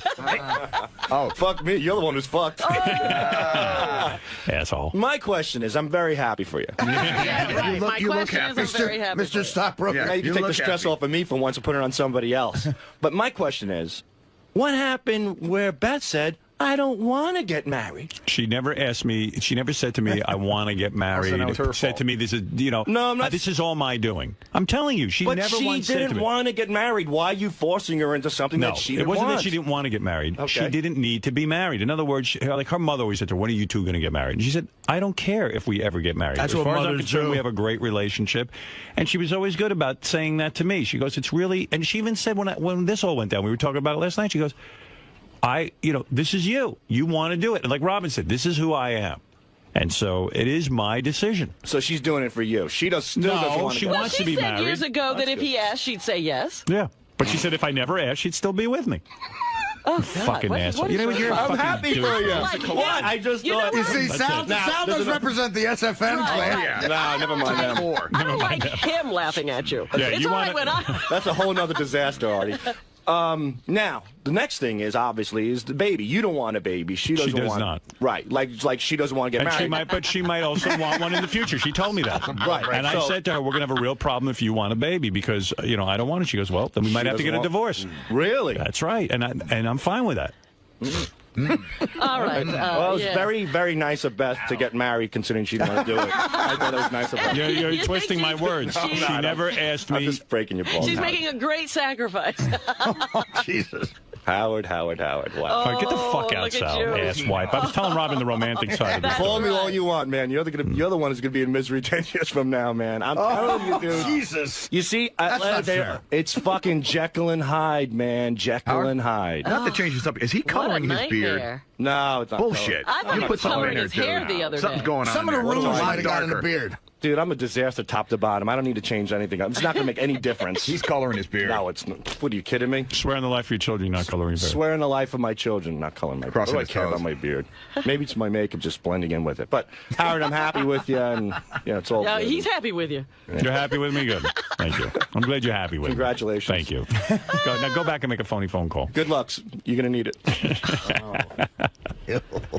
Hey, Howard. What a dick. What do you know? What time you did the engagement? I'm going to say, I know I didn't miss entertainment tonight. So I would There say. are priorities. Well, let me tell you this story. I would think around 6:30. Why? Okay, no, just because it's so great, just shows how much you're into work. At 7 o'clock, you were writing about 𝗧𝗵𝗶 on our internet thing. Then it was earlier. You know what? It might have been around 5. Okay. But that's like evening to him. Yeah, I don't remember what happened. That's like midnight. Yeah. Really? I know. When I sent that memo, we had, It had already, you'd done the deed. Yeah, it was already. We were back to normal. You know what I mean? This reminds me of, that classic Honeymooners episode where Ralph throws a bachelor party for the guy marrying Alice's sister. Uh-huh. The whole bachelor party just telling him how much marriage sucks. He's like, you will take my advice and get out of town tonight. So anyway, you want the story or not? Yes. So I was deciding to buy this, ring and everything, and then the way it worked with the jeweler was, I designed it with it, he helped me with it and all that, but I had an idea what I wanted, and he shows you diamonds. It's a whole fucking process. Yeah, you took the whole loose diamond route. Yeah, so I said to him, gee, I'd like it ready for Valentine's Day. So he was able to get it together for Valentine's Day, and so I got the ring yesterday at around 4 o'clock. That is so funny. I'm reading a thing yesterday about, like if you go up to the Empire State Building today, apparently all day there are guys dropping to their knees. It's jumping over the side of the building. I was like, oh my God. So you were in the And they group. compete to get married up there. Right. One couple's getting married up there. Yeah. So, here's a guy who's happy for me. Double A. Double A, hey. Hey, Howard, how's it going? What's going on, bro? As a fan for over 20 years, and you becoming like my bro, and Beth is such a sweet person, man. Congratulations from the bottom of my heart. Couldn't happen Thank to you. two nicer people. Thank you, You're Double his A. bro? Yes, I am. Not really. And you know what? Don't let everybody make a mock out of it, because Beth is really special. Don't make a girl. mock out of this. Seriously, bro. Don't listen. This is special, man. I agree with you, Double Are A. you going to now go down the same path, Double A? No. I'm enjoying life still, but listen, if I had Beth, I wouldn't hesitate either, bro. She's a sweet girl. Double A is my best man. Don't You can stand on the cake. Thank you, Double A. Hey, now have a great day, bro. Enjoy. What do you want, Dominic? You already had your say. No, I got part of this like 9/11. What? It's unbelievable. Leslie wants to He congratulate. said it's like 9/11. No, I was on the air for 2 hours that day. Here, Leslie wants to congratulate you, please. All right. Howard? Yes. Oh, I'm so happy for you. Thank you, Leslie. Congratulations. Thank you very much. And I really thought it would happen. I did. Yep, I believe you. Robin said all along it would. Well, before I met Beth, I said. Yeah, she knew even before Beth. Robin definitely knew. I mean, it actually was irrelevant who the person was. Oh, God, how awful would it be if it was someone like we all knew was such an asshole? If and we it had was like that. Wouldn't it be this weird? We would be crying on this. Would it be day. weird if Leslie all of a sudden started tapping on her phone, like tapping out SOS, like Dominic really holds her prisoner? Help me, get me out. That would be good. Yeah, Leslie. Dominic said that last night you were. He whined something out. Like last night, she was smiling like just. Nothing. We had fun. But, no, I had spoken to Beth yesterday, but not about that issue. So. I see. Yeah. Anyway, congratulations. All right, Leslie. Thanks. All righty. Bye. Bye-bye. The prenup will be a 3-camera shoot. Oh, that's right. You videotape them, right, Dominic? Yeah, Dominic videotapes. Yeah, you got a video. It's a terrible Are you doing thing. HD? You want to make high sure def. everybody. Are you going to go to Dominic for the prenup? You should. You sound like I'm not up to. All we did was Dominic's my friend. I'm not. I wouldn't want to be in the middle. I feel very uncomfortable. Can I just say? I'd love to be part of it, but if you want to hang up, I understand. But can I say one thing? Yes. Daddy, wipe me. Well, how come you're not having more kids? You haven't had any more kids. Well, I'm old. I'm much older than Howard. No, you're not. How old are you? 62 this year. Oh, I didn't know that. Wow. Yeah. No. Howard, it's Beth. Little League practice starts in an hour. Fuck off. Howard needs a coach for All right, his you want to know softball something, team. man? I'm so not getting married. It's over. Howie wants you to hit him grounders. I can't take the abuse. Could you pick him up? Howie wants you to hit him fungos in Central Park. It's an engagement. Could you pick him up because I have a tennis lesson? At 75, how's it going to pick him up? Thank you, Dominic. That's not nice, Dominic. No. Thank you for the phone call. Bye-bye. Oh, I see that. You got to teach Howie how to run a button hook in football. That'll happen. Call Uncle Artie. So you get the ring at 4:00 yesterday. So, No, shut up. Just to the. Oh, yeah. Now you're ready to bring the conversation down. You know. Maybe I'll give you some more fuel. Let's get back on track. Yeah, I need replenishing. You need some more details to riff on. Asswipe. He finished with the megaphone, but okay, so tell me. He's tired of goofing right now. You can talk. Yeah, all right. Why don't you catch your breath so you can goof some more, and I'll give you more straight details. That's a classic Stern fan move. They come up to you on the street and go, dude, you're a fat loser. Your liver's going to fucking go. You're going to die. You're bloated. You're ugly. Can you get a picture with my daughter? Yeah, they're done. All right, Dominic, thank you. Now, there's a lady in Minnesota who's saying right now, could you imagine this guy's wife dies, he gets engaged the next day? What's he talking about? He's talking about Howard K. Stern. Oh, that's good. And the confusion. Yeah. All right, that was funny. Goodbye. Done with your funniness. So now you got where did you pick up the ring, or the guy brought it to you here? I'm just looking over to see who's a guest today. If anyone's going to bust my balls. Who's guesting us today? No, just some phone calls and shit. No ball busters. No ball busters. Thank God. What do you want to know? I said, so the guy brought the ring here? He sucked all the energy out of me. I tell you, I'm woozy as it is, and you guys are making me woozy.